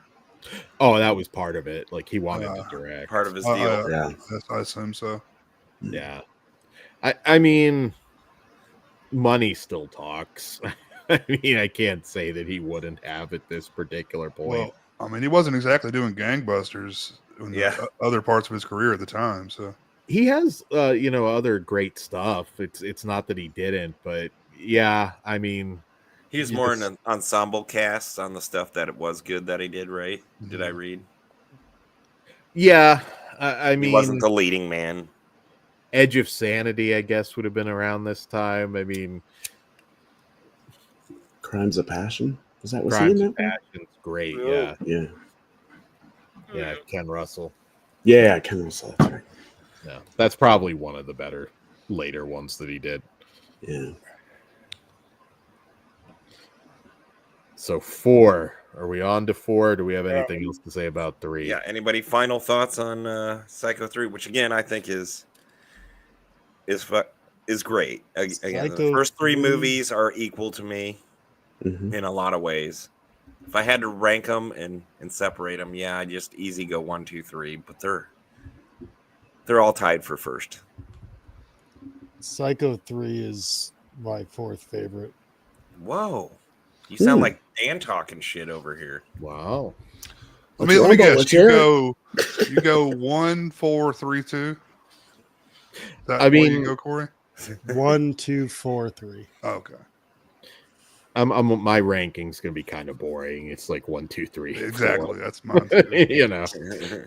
But in spite of that, like, again, there's not like that massive drop. I mean, we'll see what people think about 4 because that one. Yeah. Okay. We'll see. We clear? We clear.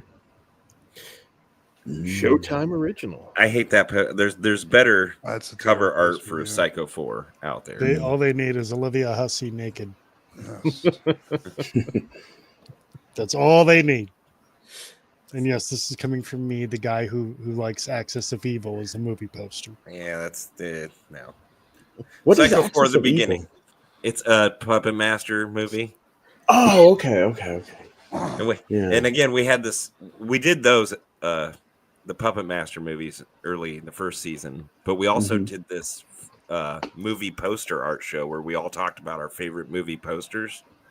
And Kory picked Axis of Evil, and it is one of the shittiest photoshopped. Oh, listen to you. Oh, bring it up. It looks airbrush. It's like you gave an 8-year-old Photoshop for the first time. It's like when I do my pictures on Paint. I need to watch that episode again. I know I watched it and it was entertaining, but there was. Oh, they picked on me mercilessly. He almost quit. Was that a while back? I hope I was on that one. I don't remember. It was a while back, so there is a good chance. Yeah, it was a while back. Yeah, I feel like that's been a year or 2. But yeah. Was it Axis of Evil, Kory? Was that the poster you like a lot? Maybe it was Access Rising. I'm not sure. I'd have to I think it was Access Rising because this one's even worse than. It's the one where Blade's in the upper left-hand corner. Well, it kind of is. Well, no. Here, I'm just going to bring it up. Hold on. It's entirely different show, and I'm bringing this. That's okay. I want to see it now. I forget what it looks like. Yeah. No, that's not it. We'll share it anyway for everybody so they're not. Yeah, this one's not it. Okay. Remove. Oh, man, that's so bad. Yes, it is. That one is horrible. Well, this other one isn't any better. Yeah, It is much better. This is the one Kory like brought on as one of the best posters of all time. No. Or his favorite? The show was your favorite movie posters. I didn't say it was the best. I liked the movie poster. Well, everybody knew it wasn't the best. It was one of the worst movie posters of all time. That Psycho 4 one looks like a made-for-TV movie poster that you'd see in TV Guide. It was made for TV, so it was Showtime. Yeah. How about this? Yes, that's it. Is this the one? And it's god awful. Oh, yeah, that is better though. Yeah, but it's really not that Yes, much it better. is. And I love the way Blade looks in this. You know what's weird about those movies? Like, there was a couple of those. They went to China to shoot them, and it's like they shot in a warehouse. It's like, why would you go there and not get some footage of the landscape? Craft services is much more affordable in China. There you go. Timu Puppet Master. Yeah. What do you mean I'd be Michelle Zombie? The hell? I want to be Ludacris. Oh, we're doing Fast and the Furious. That cast. took me a second. If we were all cast as it, he's like putting me in Michelle Rodriguez's part.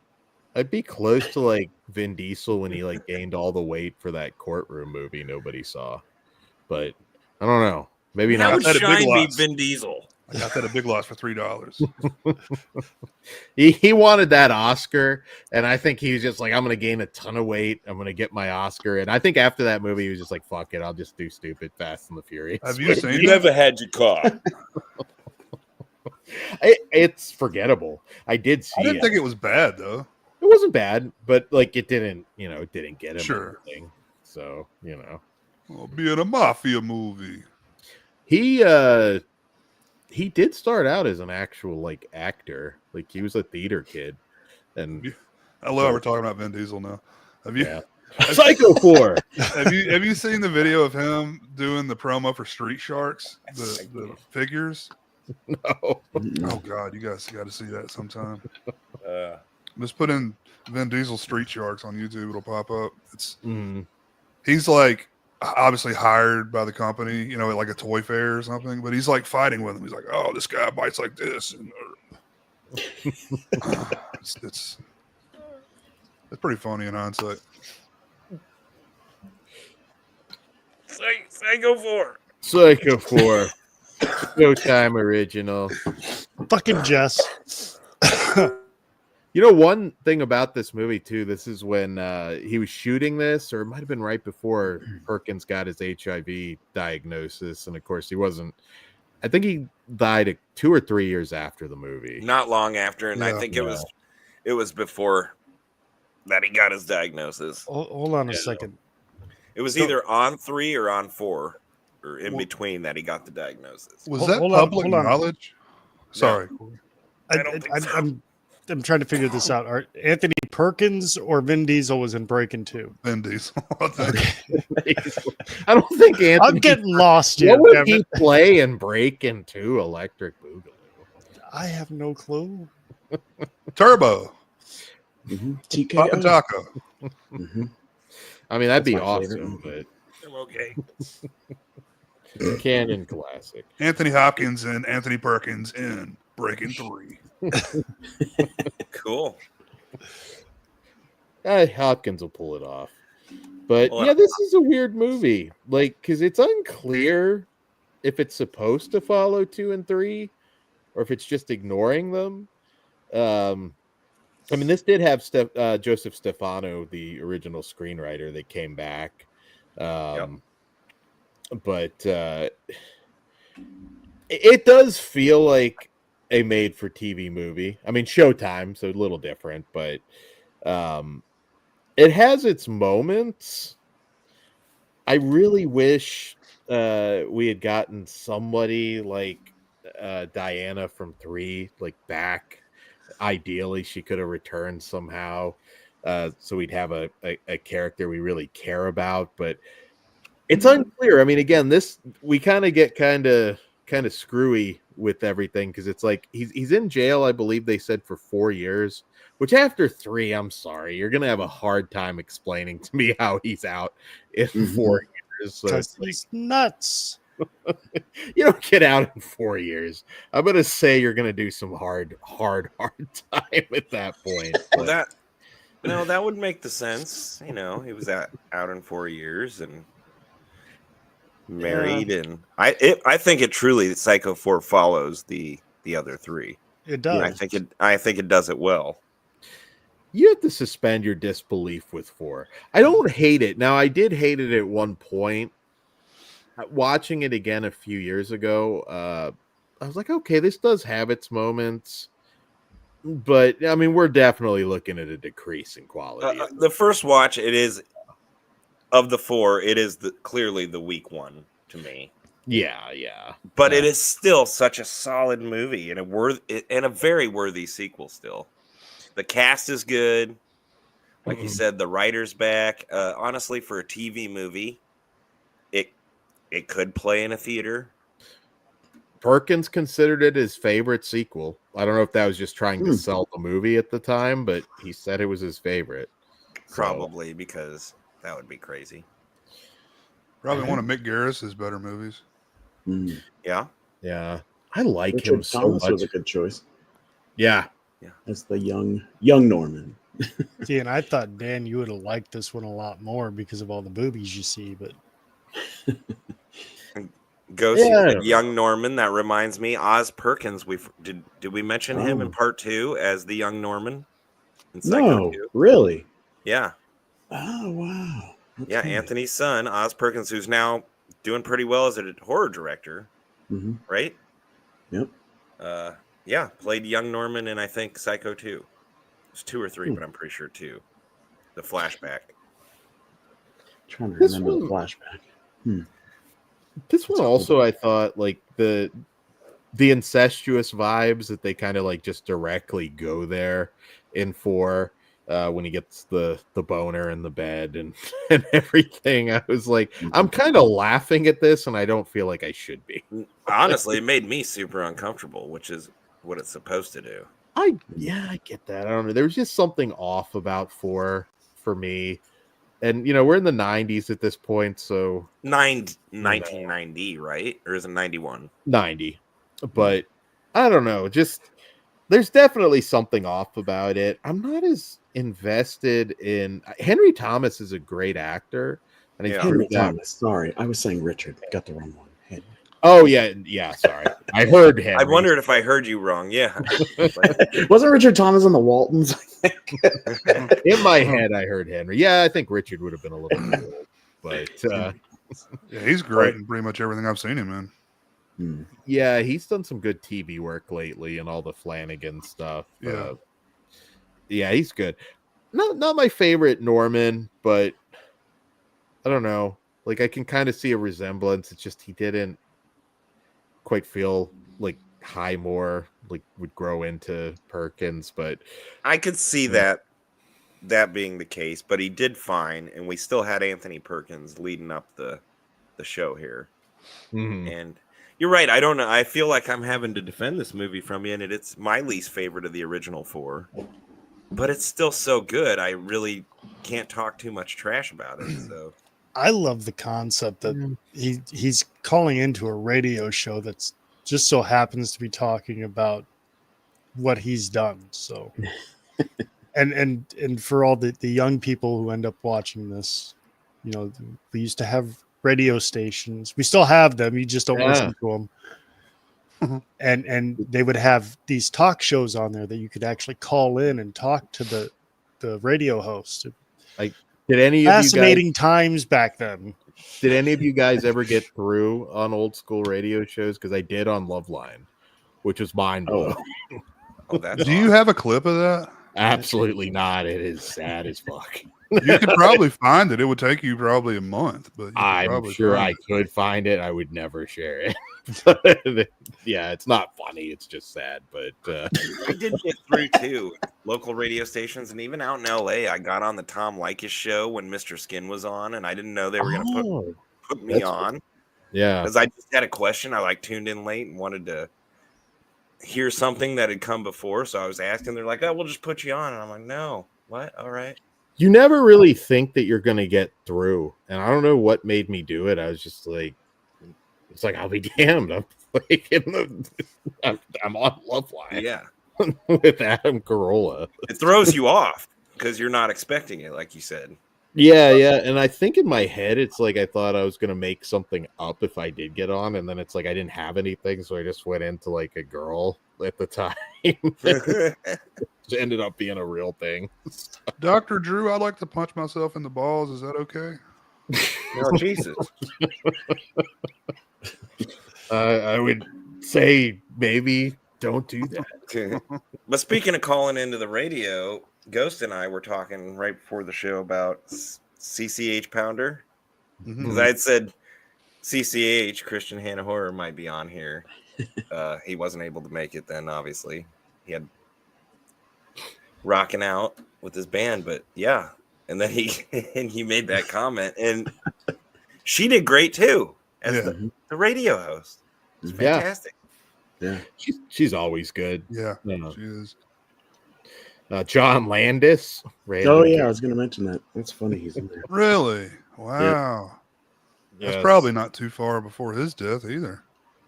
No, John Landis is still with us. Oh, John Landis. I'm thinking of Landon. Well, Michael Landon. He's here, but he's also way off. Landis's career died a long time. Yeah. He actually, people say that, but he did make quite some a bit big more movies after. Yeah. Kind of taints it when you know all that, right? Taints like I Love Coming to America is like one of my favorite movies. It's a weird situation. I mean, it does kind of cast a dark cloud over certain things, but yeah, he pops up randomly here, which I thought was interesting. And I mean, I love Olivia Hussey. Rest in peace. Also lost her recently. But I don't know, Norma Bates. She like yells through the whole movie, doesn't she? From what I remember. Yeah, kind of. Screaming constantly. It's like, all right. Kind of, yeah. So if you watch this movie all the way through and you walk into a large crowd and you get an erection, you can blame her for it. You think they were going for like a Ted Bundy type thing? Like, as I know his mom was kind of like that with him. I mean, there's stuff that kind of is very subtle. I think back to even the first movie of that, the overbearing mother potentially, but like maybe not super sexual, but probably bathed Norman longer than she should have. Yeah, but like this one, I don't know. That scene is just kind of funny, and it shouldn't be. That's the problem. It's like popping a chubby in bed. I don't know. I don't hate this movie, but it's it's like all right, it's time to stop. Jesus. Forgot he did Hot that. takes. Whoa. Probably the best music video ever made, right? That's S'mores and Doors, P.O. Box. Next to November Rain. It's okay. Thriller's definitely the most iconic. No, you like Guns N' Roses? I thought you hated Guns N' Roses. I love Guns N' Roses. I hate Metallica. That's right. Oh, you hate a lot of stuff. I do. I do. And likes a lot of crap. I like your ass. Damn it. No, really, I like your ass. When are you coming over? Oh my! I wanted to add you when I do it in the shower scene, and it like you on the end. I'd be like, "What are you doing here, Kory? Oh, we got a show tonight. You gotta fix that in post." Jamming out to Wasp over here. Yeah. Hey, I want to be somebody. If Kory makes Psycho 5, it's gonna be all Striper music through the whole thing. No, there cannot be. No, I mean this is. I love Perkins hair metal, but Striper is not a band I listen to. I thought that was the band you worshipped. We did that music show. I'm a huge Poison fan. I love Warrant. I love Warrant. Okay, I like Poison. I like Poison. You've got a very specific taste in music that kind of just like right here. And Mhm. after that year, I don't know where you would place it. It's like everything else was shit. 92 came and all music sucks now. And until the new wave of European hair metal came out, sleaze metal, whichever you want to call it. Funny thing is, when we first met, mid '90s, you weren't that into the heavy metal yet. When the we 80s first rock. met, mid '90s, I was still going along with everybody else. Paul Abdul. Had your Jinkos on. Yeah, wore baggy jeans, had that stupid little fucking skateboarder haircut. Yeah, and tried to join a boy band. yeah. It was hey, anything to impress a girl Yeah. or girls. But yeah, You know, as stupid as we look back then, it's way cooler than how kids look now. Have you seen the dumbass haircuts that young kids have, like teenage kids? I thought It's you were just- going to say stupid as we were back then. Look at us Fucking- now. Hey, Fucking Jamie. Hoofball. Hey, Jamie. Yeah, well, I mean that is true as well. and for the record, I was not a skater boy. We actually did rollerblades. So See you later, boy. Yeah, we played That's hockey. way worse. yeah, we played hockey. You know what's Oh, you gone played hockey, okay. extinct? I wasn't particularly good at playing hockey or rollerblading, but I did rollerblade and I did play hockey. And we hit people. Sorry about my dog. The goth guys- kid is gone extinct. Like I don't see that ever anymore. It's turned into emo. Emu. Which Yeah. one? The bird. That's not the same. I don't though. even know. I'm out of touch. I thought that was a puppet on Sesame Street. Where do we go? Okay, we're on Psycho 4. Psycho Well, 4. The Jay, one with the least to say about. Jay has been down, and I But the hadn't. nicest To Universal Florida, and that's where this house and set Yep. the motel set was Oh, that's the one from 4. for 4. Okay. The one in Hollywood is 1, 2, and 3. Well, the Okay. house is since 1, or most of it. It's been replaced pieces, and then the motel, I think, since 2 or 3 in Hollywood. And then you saw the Psycho 4 set. I didn't realize that was part 4, but Well, it's Yeah, I've it's told done this. so well. I've told this story before, but we went to Orlando, spent most of the time in Disney World when I was like 11, maybe, and went one day to Universal, and the damn Jaws ride was out of commission at the time, you know, which is a pretty common thing from what I hear. But so I did the Back to the Future, and saw the Psycho house, so that was cool. Nice. And Back to the Future was great, that ride. It's now The Simpsons. But Why would you? That's people still love Back to the Future. I don't know why you would replace that. they got rid of a couple of cool things. I mean, it's and not slightly. Figment, you know. I get why they got rid of Figment. All Oh the my good God. stuff's gone now. Like all the good dark rides and everything. It's all that 3D shit now. Some of that's cool, used sparsely and used correctly, and mixed in maybe with some animatronics, but it shouldn't be the whole ride. Well, it's all being replaced by Star Wars, you know. I guess Which, so. I I mean, mean, I appreciate the like. I'm not a Harry Potter guy, but I will say like Yeah. Universal. That part of Universal's pretty cool. It's okay. really immersive and everything. But I might go this summer. if I go back, I'm gonna spend a lot of time. Fuck Disney World. I'm gonna go to Universal. Disney is too expensive now. Universal is honestly a really good experience. I mean, it's not cheap, but it's cheaper than Disney. Yeah. They've got My all the kids Jurassic actually Park more stuff. to the movies from Universal, like the Yeah. Jurassic Park and their animation shit, Spider-Man, you know, Secret Life of Pets, Kong, Oh, yeah. I think, Godzilla. He's into all that shit. yeah, I think we're going at least next time I'm in California, the Universal Monsters thing now that they're doing. That'll be cool. So, yeah, you'll get it. You'll get some streams hopefully from there. But Psycho 4, I think I've said it. What I I said. think we covered it all. Like, I don't know about the rest of y'all. Did we hear everybody's thoughts here in the panel? I think the only other thing I have to say is that the look of the radio booth always reminds me of an old, I guess was more 90s cop show, but Silk Stockings. Oh yeah. That was the frustrating show. It's the erotic thriller without boobs. Because I love Yeah. that show. you I made was glued to the screen Until they killed to off the verify. original Yeah. detectives, then it sucked. that was an interesting era for television. You had like Pacific Blue was the one with the bicycle cops, Yep. right? Like, it was so stupid. But it's like, okay, bicycle cops. The funny thing is, I've actually seen bicycle cops around here.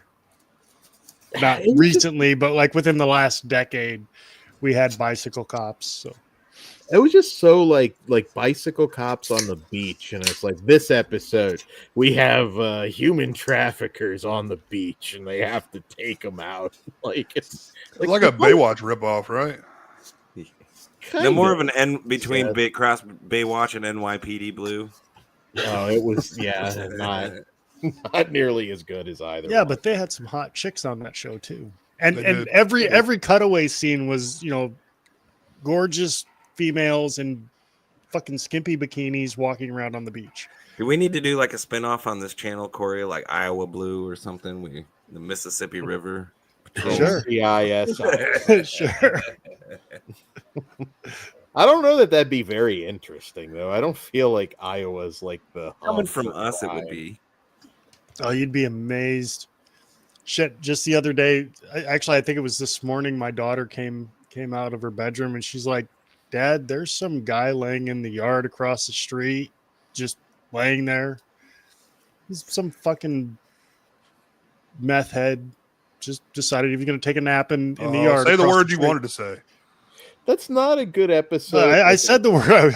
Okay. That's not a He was good a meth episode head. of NCIS though. It's like they just drag the meth head out of the yard. I don't know. Hey, You need. you don't a want to little watch bit our more. show, Dan? You don't have to. I'm just saying. There's a few other cities I go to before it's like NCIS Iowa. It could work. Dan, you do realize Iowa's a state. I There- know, there but are I cities couldn't- inside of Iowa. I Mr. couldn't T think could of be any guest starring city. on the episode. Yeah, with Corbin Burnson With Corbin, we could get and, Corbin and Jeff pretty cheap. Fahey. Who's Okay. not? Come on. Just in episode 2, Mr. T stops the guy stealing pencils out of the Walmart. It's not interesting. It's like the level of crime. It's not interesting. All right. A lot of meth related stuff, I can imagine. Yes. Yes. Every But that's everywhere. People pretty It people much. is yelling kind of at a street signs, just hidden walking funny up to movie them, clip. Well, there you carrying go. on There's some conversations. That is good. Funny thing is, it wasn't filmed in Cedar Rapids at all. And Oh, the no, few really? shots they used, were like a digital or screen. They probably added shot in. it here in Georgia. Have you been to that hotel? In Cedar Rapids. Yeah. The one I from the don't- movie? I don't think it's, Oh, it's not real. or it's not that one. They didn't shoot it there in Okay. Cedar Rapids. But yeah, we've been to Cedar Rapids. Well, that's bullshit. They're going to call it that and not even film it there? Yeah. I'm calling bullshit on that. Cheaper tax break somewhere. Might have shot Fuck in you, like Ed Michigan Helms. or something. How about that? You'd It's be like that, surprised. That Hulu movie that was a couple years ago, Palm Springs, they didn't film a second of that here. Oh, it's probably filmed in Bulgaria or somewhere. Yeah. Toronto doubles for a lot. Like, Yeah.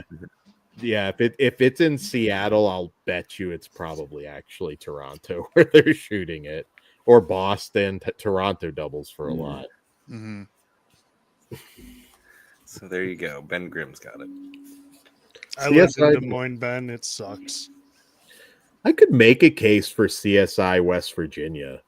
Like, I feel that would be different because there is like Oh, unique. I see. crime. West Virginia. I'm not in West Virginia. I'm not from West Virginia, but I live there, and I could see a CSI working for that. CSI Mountain Mama. I'm not saying it has to be a big city. It's just like Dog the Bounty Hunter. And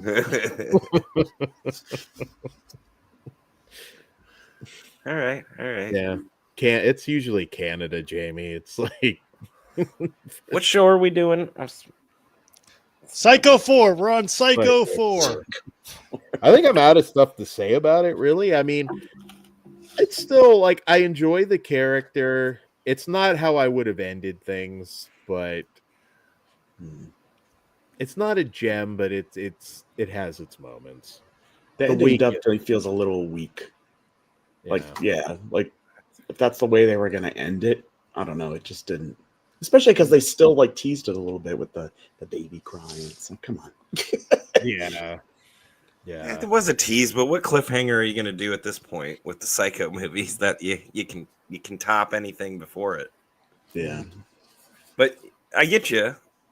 But we didn't have Anthony Perkins, for much longer to do another one, and I still think it's, again, a worthy sequel to this franchise. It's not one that you go, oh my God, this part 4 really just ruins the whole thing for us. I wouldn't say that, but it's a little disappointing. I do agree. It's not as good as the previous 3, but maybe we get worse though, because we have the 4th installment in a franchise, a horror franchise. It's not fucking bad, Thank you. Mm-hmm. Thank you, Jay. Made for Showtime too, so that's the way I saw it, because I convinced my parents at the time. We had cable. I'm like, will you sign up for this just so we can see the 4th Psycho movie? It actually took them a while. I don't know why to convince. I think it was because like signing up and then like unsigning up was like a bigger thing back then. Yeah.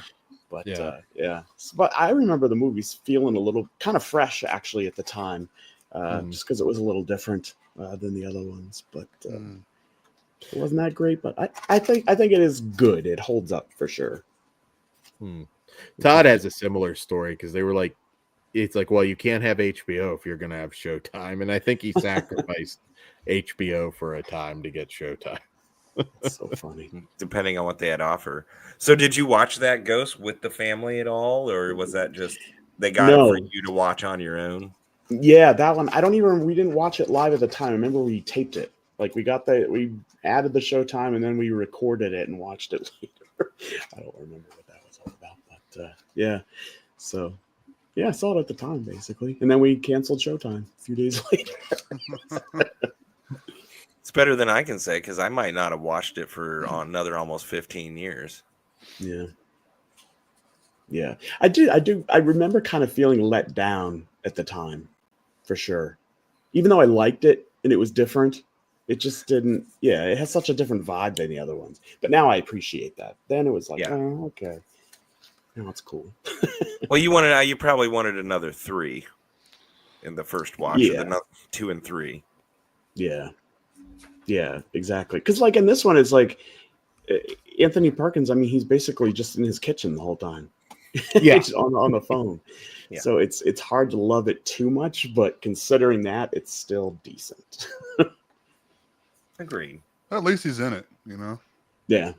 Yeah, exactly. Yeah, how can you blame him for being in his kitchen? He's making supper.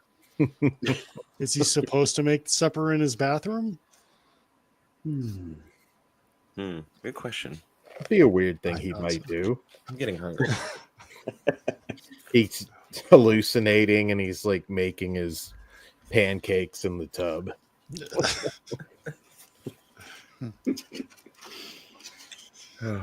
Final thoughts on Psycho 4? Anybody? If we last has its moments. I think we can all agree Psycho 4 is at least better than the remake. Oh, yeah. Fuck, I forgot about that. We're getting there. Yeah, but yeah. Well, I guess. I figured it was a good transition, Jess, for you to thank you. Well, there Psycho, you go. 1998. Did anybody? I think a good question to kick this off. Did anybody? Because we did have Psycho 2, and I think we're all old enough though to remember when Psycho. Damn. When Psycho 98 came out, did anybody think like, well, maybe it's Gus Van Sant? Maybe. Did anybody have any hope going into it? Yes. Well, this was when opening you did. Sorry, Ghost. Go ahead. Yeah. No, I saw it opening night. I was really excited for it. It was a packed theater in Boston somewhere. Yeah. I had high hopes for it because I still genuinely like the idea just as an experiment. Did it work? Mm-hmm. It's kind of pointless. I like that they tried exactly. it. Yeah, it's just point. I mean, like it's technically well done. In some ways, it's not, but. Well, that strikes up a note I had there, Ghost, because I put, it makes a good film study is the best compliment I can give. Yes, yeah, that's a good way of putting it, for sure. In which we did, and my experience was the same time as watching Psycho 1. This was 98, high school film class. So he'd shown the original, and he showed the remake, because and then the remake was new. And it was a shot for shot, or damn near. There's some Not differences. quite. Not Yeah, quite. like I was like, they say 90s, that. And there's some 90%. 7%, I think. What's the purpose of that? I mean, well, why? at the time, I will say, because of taking so long, for a new generation, people who can't watch a black and white movie, I thought at the time, well, actually, that's the way to do a remake. You take this good movie just to get some kid to watch it made in color. I totally disagree with this thought process now, by the way. Because it is unnecessary. The remake was completely unnecessary. That experiment failed. You realize, no, just go watch the original fucking movie. Doing a shot-for-shot remake makes no... The little bit that isn't shot for shot, like it's strange. It's like we see Norman masturbate, and it's like, okay, I guess Norman masturbating. That's what we were missing out on. And Haitia's butthole. Like that's about it. The rest of it's just like a pointless retread. I thought Julianne Moore was good. Anne Heche is fine, but like obviously those are big shoes. There probably could have been better. Vince Vaughn's awful, and I like him. Yeah, but he's awful. Me too. I like him too. So watching this, I actually thought he was playing Norman Bates with Down syndrome. Wow. I would watch that. No, he's usually good too. I do agree, and he's not right for this part.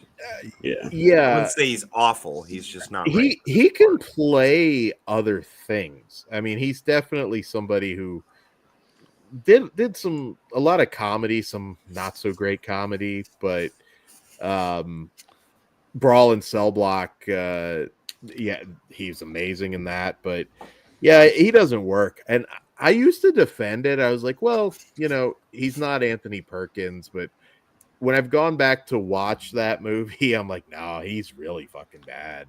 I mean, on paper, it works, but because Vince Vaughn and Anne Heche were both huge at the time.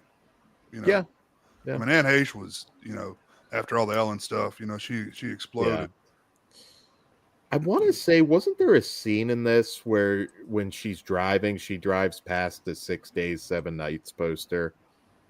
It could be wrong, but my memory, it was like a funny little... I think I get where you're... That's in something, but are you sure it's this movie?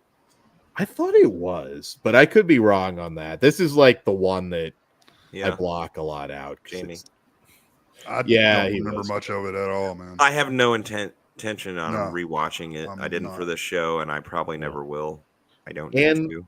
I mean, that's it. Anne Heche naked and Vince Vaughn masturbating. I have watched it a couple times. Yeah. Not the bad cover band. Not for the masturbating, though, Dan. Yeah, just that scene. Just on that, Jess, don't lie. Yeah, that's it. It's a bad cover band version of Psycho. That's it. I don't know. Gus Van Sant disappointed me doing it, to be honest. Because I do like Gus Van Sant a lot, but it's like, man, why? Yeah, Make your Psycho kind of did a bigger movie. He went with that. It's a strange choice. Yeah. Paycheck, probably, I would imagine. Yeah. That was a big movie. I'm sure it made money. Mm-hmm.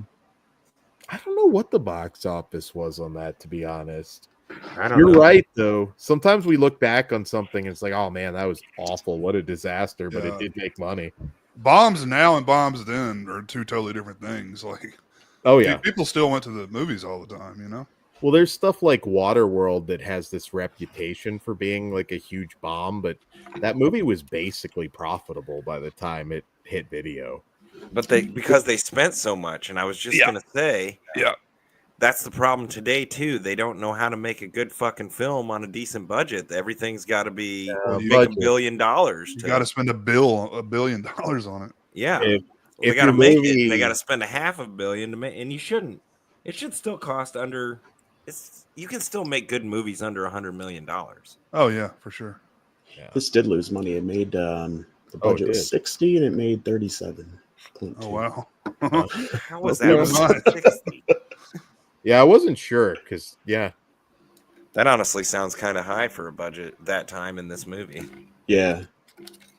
Yeah, it's a little higher. Must for have this. fallen off hard after opening weekend.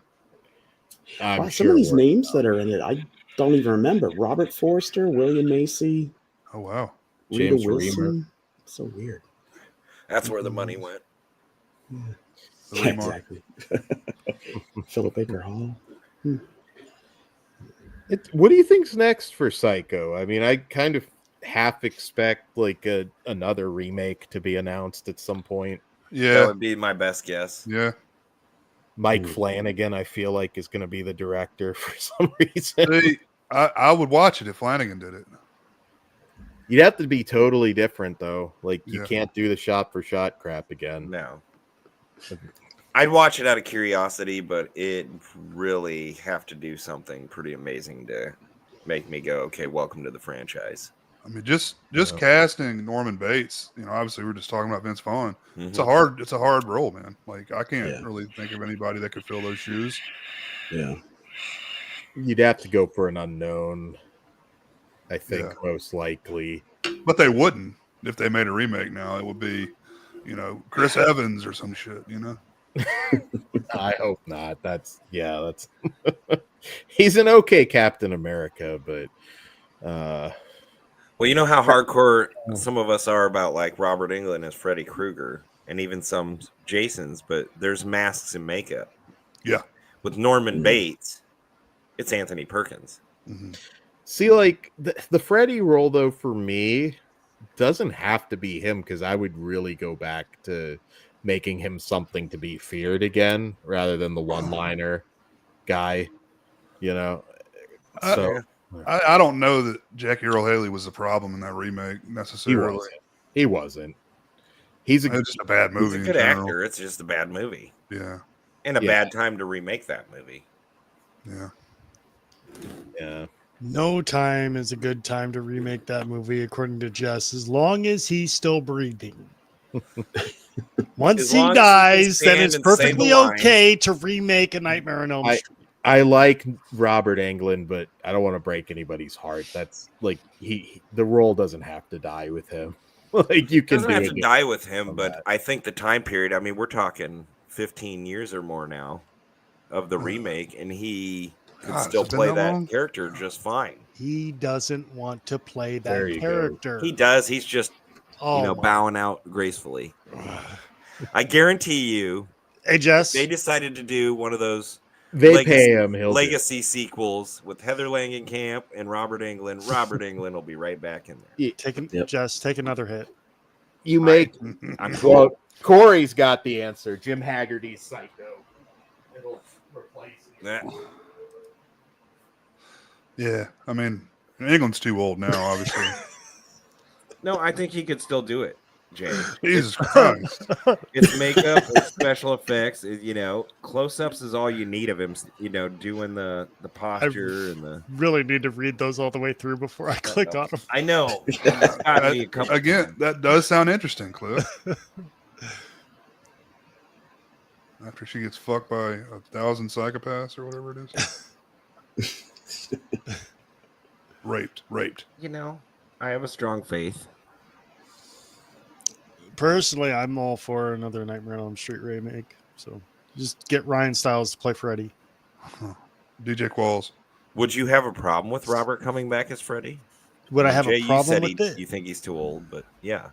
I would not have a problem with it if he wants to do it. The problem is he doesn't want to do it. Again, I think it's more bowing out gracefully. Has he said that? He said He doesn't said want to play that the for role? like since the remake. Well, but I think why- that's almost to keep his pride and like, you know, it was his decision and not that he was pushed out. But he's doing conventions in full Freddy makeup now. You know, I mean, he's still capitalizing off the character. whether or That's not why he- I say I guarantee you if he was offered the part again with certain stipulations, obviously he can do less than, you know, even stunts, like, but any running or physical stuff, he's got a double. You're gonna he get can a do the speed version of it. Like, just let it go, Jess. Freddy Graham. wasn't that active with the few exceptions of a few scenes in don't- the original Nightmare. I don't want it to be dead, honestly, just because I love the franchise so much. But None I'd of rather these it be roles- dead than another shitty movie coming Yes. out. You know? I'm the same way. I mean, it's got a bookend to me for that's just fine the way it is. But if we're gonna do another one, let's do it right. And I'm all for doing it right. I don't know But if the it's thing a is mix that you're for- never going to know if the movie's right unless they do it and then you watch it. Yeah. I would probably hate it regardless. No, not necessarily true. I have given remakes, you know, It's there not are several rubber. remakes that I'm like, oh wow, these were surprisingly awesome. Dude, I'm going to tell you something, man. I was thinking about this the other day. I think I like the Evil Dead remake more than the original movies. Whoa. Isn't that crazy? That's pretty bold. It's a Mhm. good remake, but yeah, I It's- can't quite go that far. I just love it more and more every time I watch it. It's just such a good movie. Pretty solid franchise so far, knock on wood, but I know we're getting another one this year, or is that scheduled next year? Oh, I'm not sure. I hadn't heard that.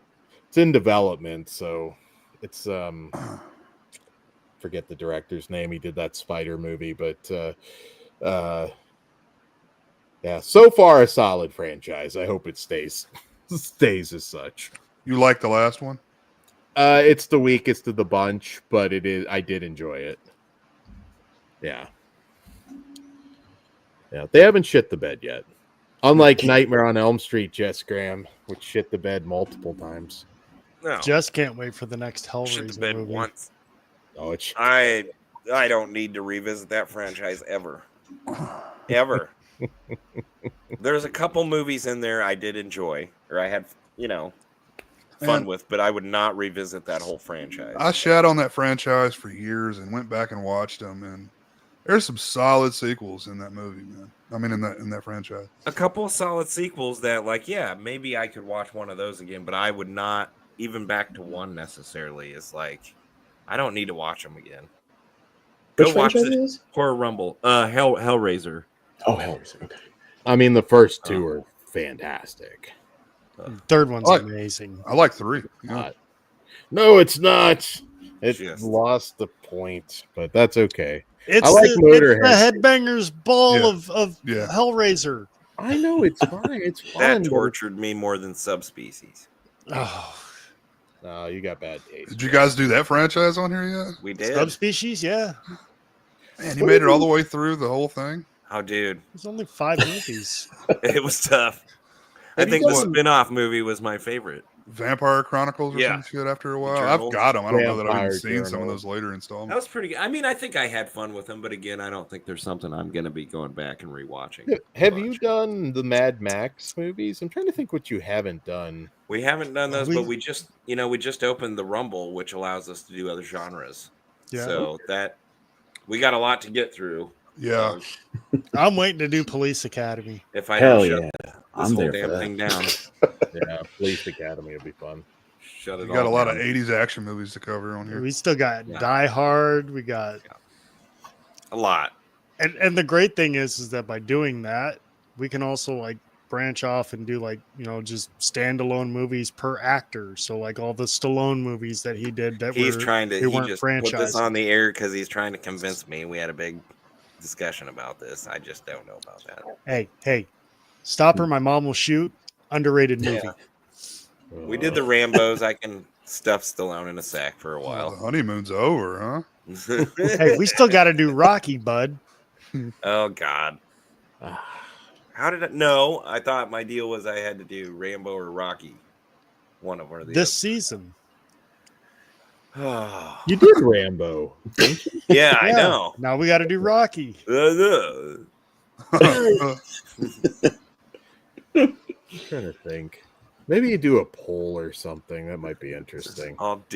You do a poll, Dan. I will do a poll. Did Stallone like hit you in the face with his keys or something? Like, he just throw his keys at you so hard. Yeah, hit him in the face with his cock. You should have like taken his car like to McDonald's or something funny just to. Dude, The worst part is I hear all these read all these good things about him now. Or like people say, "Oh, he's a nice guy." Genuinely. dude, Tulsa King's good. I've heard we still that got to do from the several Expendables. Oh God, I don't think I made it to 3 in those. And Escape Plan. Wow, that's 3 more geez. Stallone franchises we got to do. the Cliffhanger, first Daylight. This show isn't going to make it that long. The first Gotta do the Escape Plan Revelations is too. Oh fine. God, come on, don't help him. Escape Plan 2 might be the worst movie he ever did. And I'm Bad. including. I don't know. Is Tango and anything worse- Cash? Is anything worse than Uh-huh. Rhinestone? I would say Escape Plan 2 is. Not much. I've Yeah, never seen it. I don't think I know of it, but his porn is better than Escape Plan 2. So oh that's my up God. to you if you want to subject yourself to that one. Death Race 2000. I love Death Race 2000. Yeah. He made some questionable decisions. Oscar. Well, I think we can all agree this remake was not. There wasn't a person here that thinks this should have happened or was I any bit of good. realized watching the remake that I never wanted to see Anne Heche's ass. And now I know I really never wanted to see her ass. So Rest in Yeah. peace. Talented lady, though. It's a shame she had her demons. I mean, I don't wish any ill upon her, but I don't know if I'd go I'm as not. far with All I'm talented. saying is that She was good. If you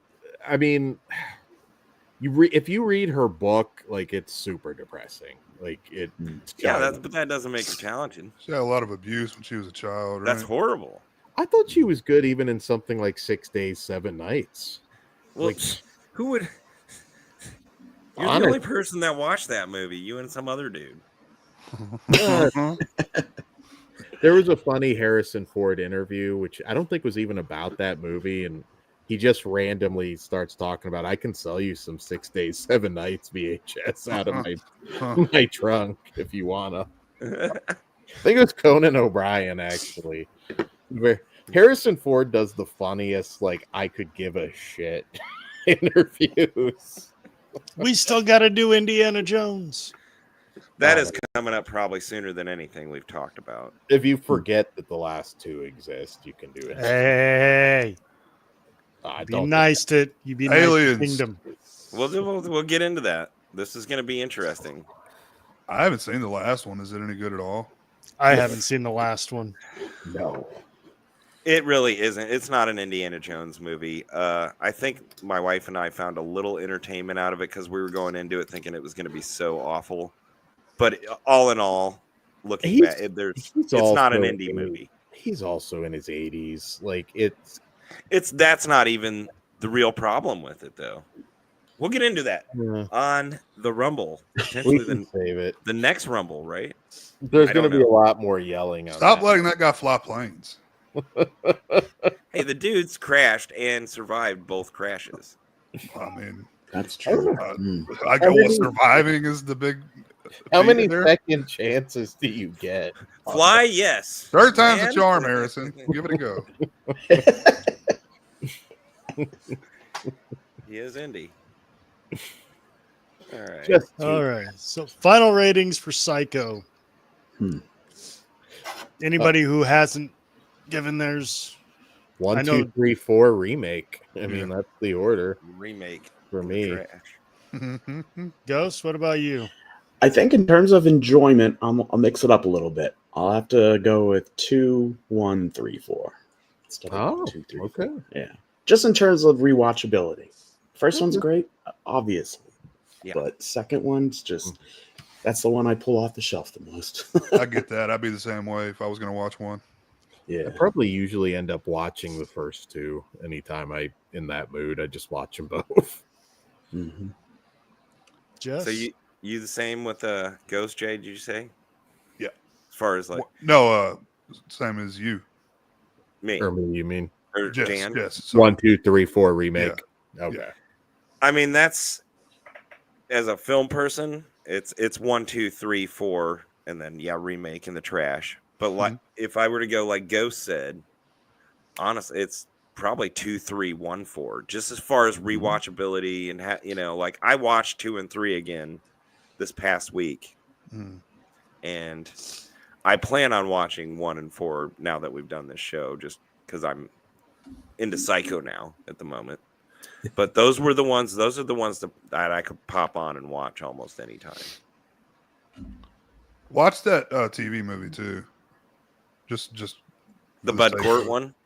Yeah. Well, it sounds Just for like the I got to give that a experience. try for the experience and actually give the new TV series or newer a chance. Yeah. Stick with it a little bit. I wasn't sold until a little bit into season 1.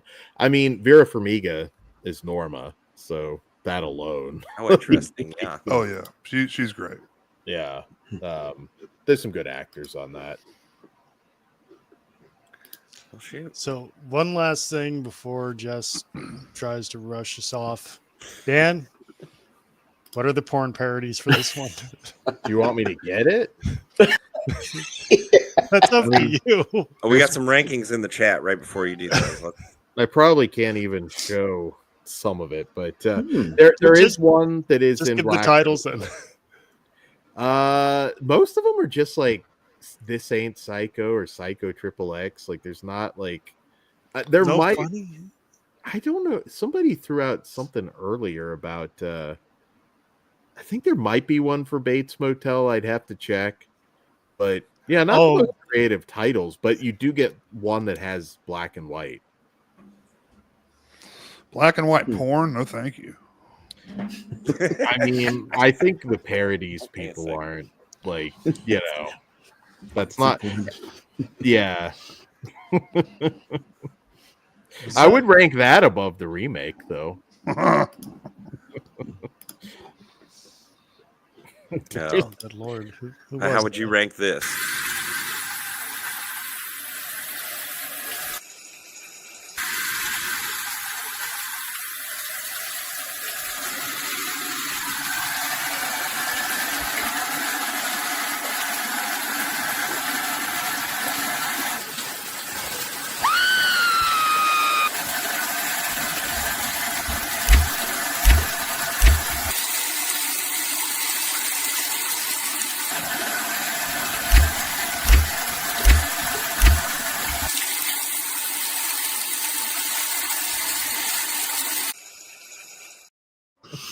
That's the opening to CSI Des Moines.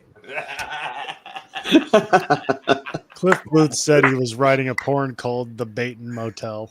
There you go. The Gapes Motel. Gapes Motel, that would work. Oh yeah. The scream effect you added is amazing. I like the blood. That's what cracks me up. Is it blood or is it poop? That's what I thought. He's diarrhea in the water. It scared the shit out of him. I think What it'd be happens when funny you if stab it it? clogs up your drain and then you gotta. That's in the uncut version, Ben, the director's cut. There you go. I went over to the Patreon to see that. I want you to remake that entire opening now. It's like I want you to like steal the money and like have that whole interaction, buying the car and everything. You got to just remake the whole thing now.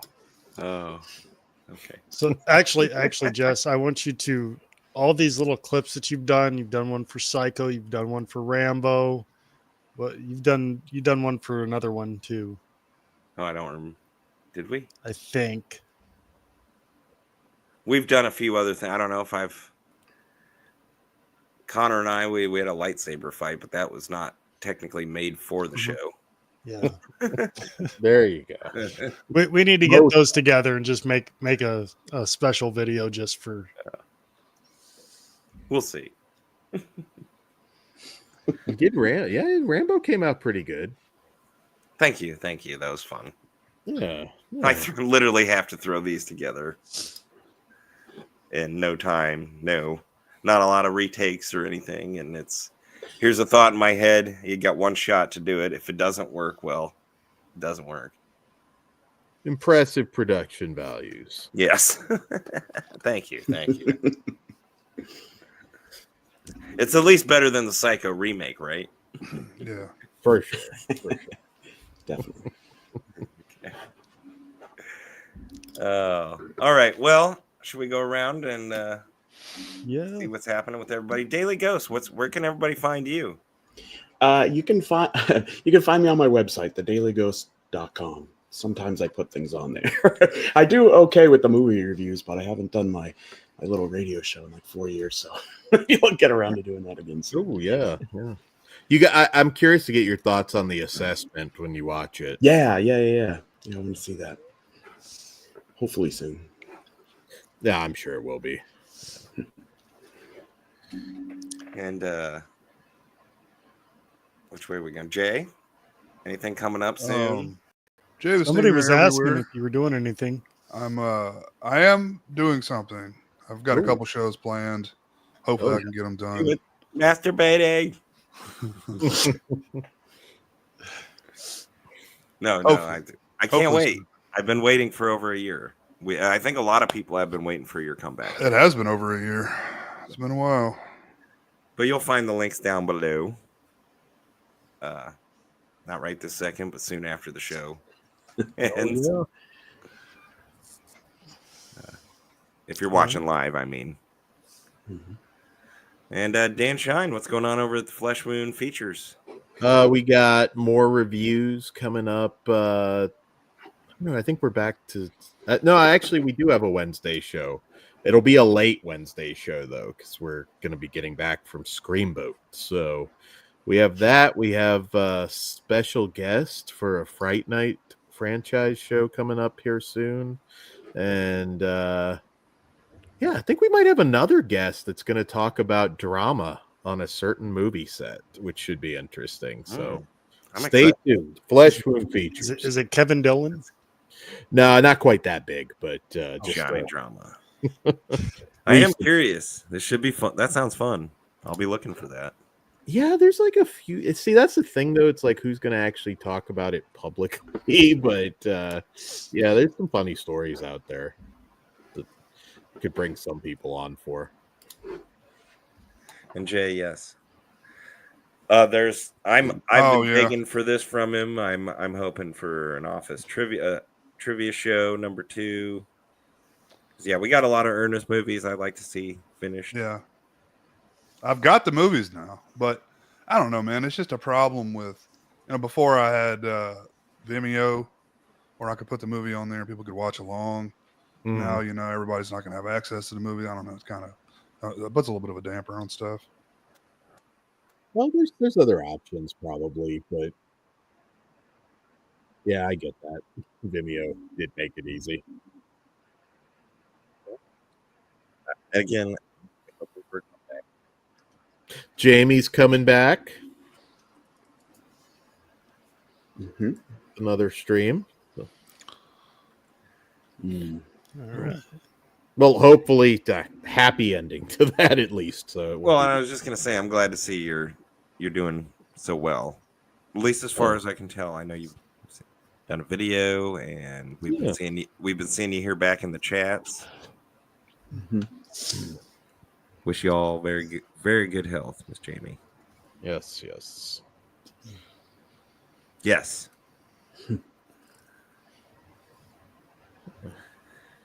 And Kory, what's going on here on this channel?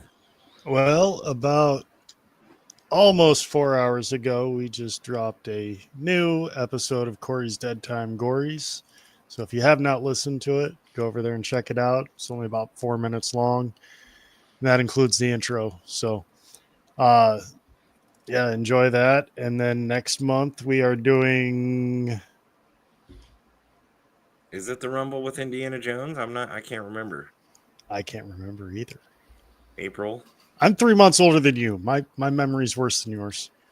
And I'm pretty sure in May, when we're back here with the Horror Rumble, I think it's going to be the Romero zombie movies. Oh, nice. Oh, very good.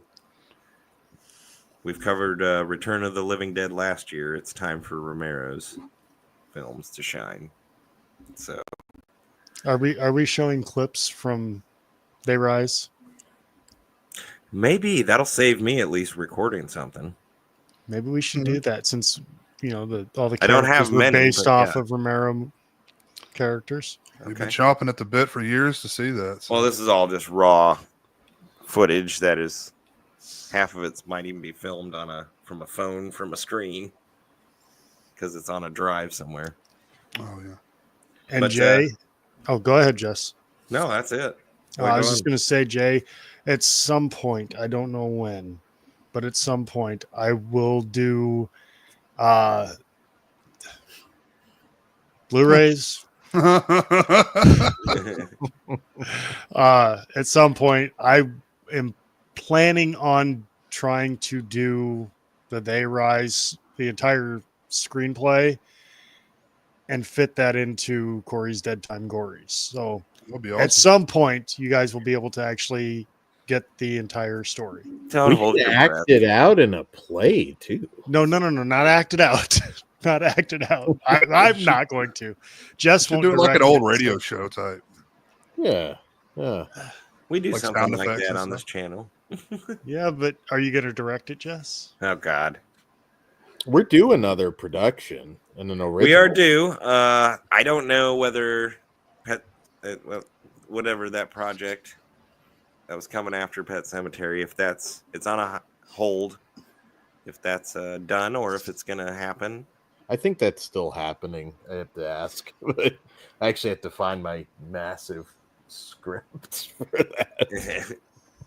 And then there'll be more down the lines. I mean, come on, I haven't had a good special in a long time. So, if not this summer, but before the end of 2025, there will be a brand new special on here. I don't know which holiday, what type it will be. Will it be TGI Jess? Will it be the other thing? I don't know. Holiday. Why are we rambling on? We should have ended I the don't show know. like 10 minutes ago. Oh, that's okay. Everybody say bye. Goodbye. Bye, Bye, guys. everybody.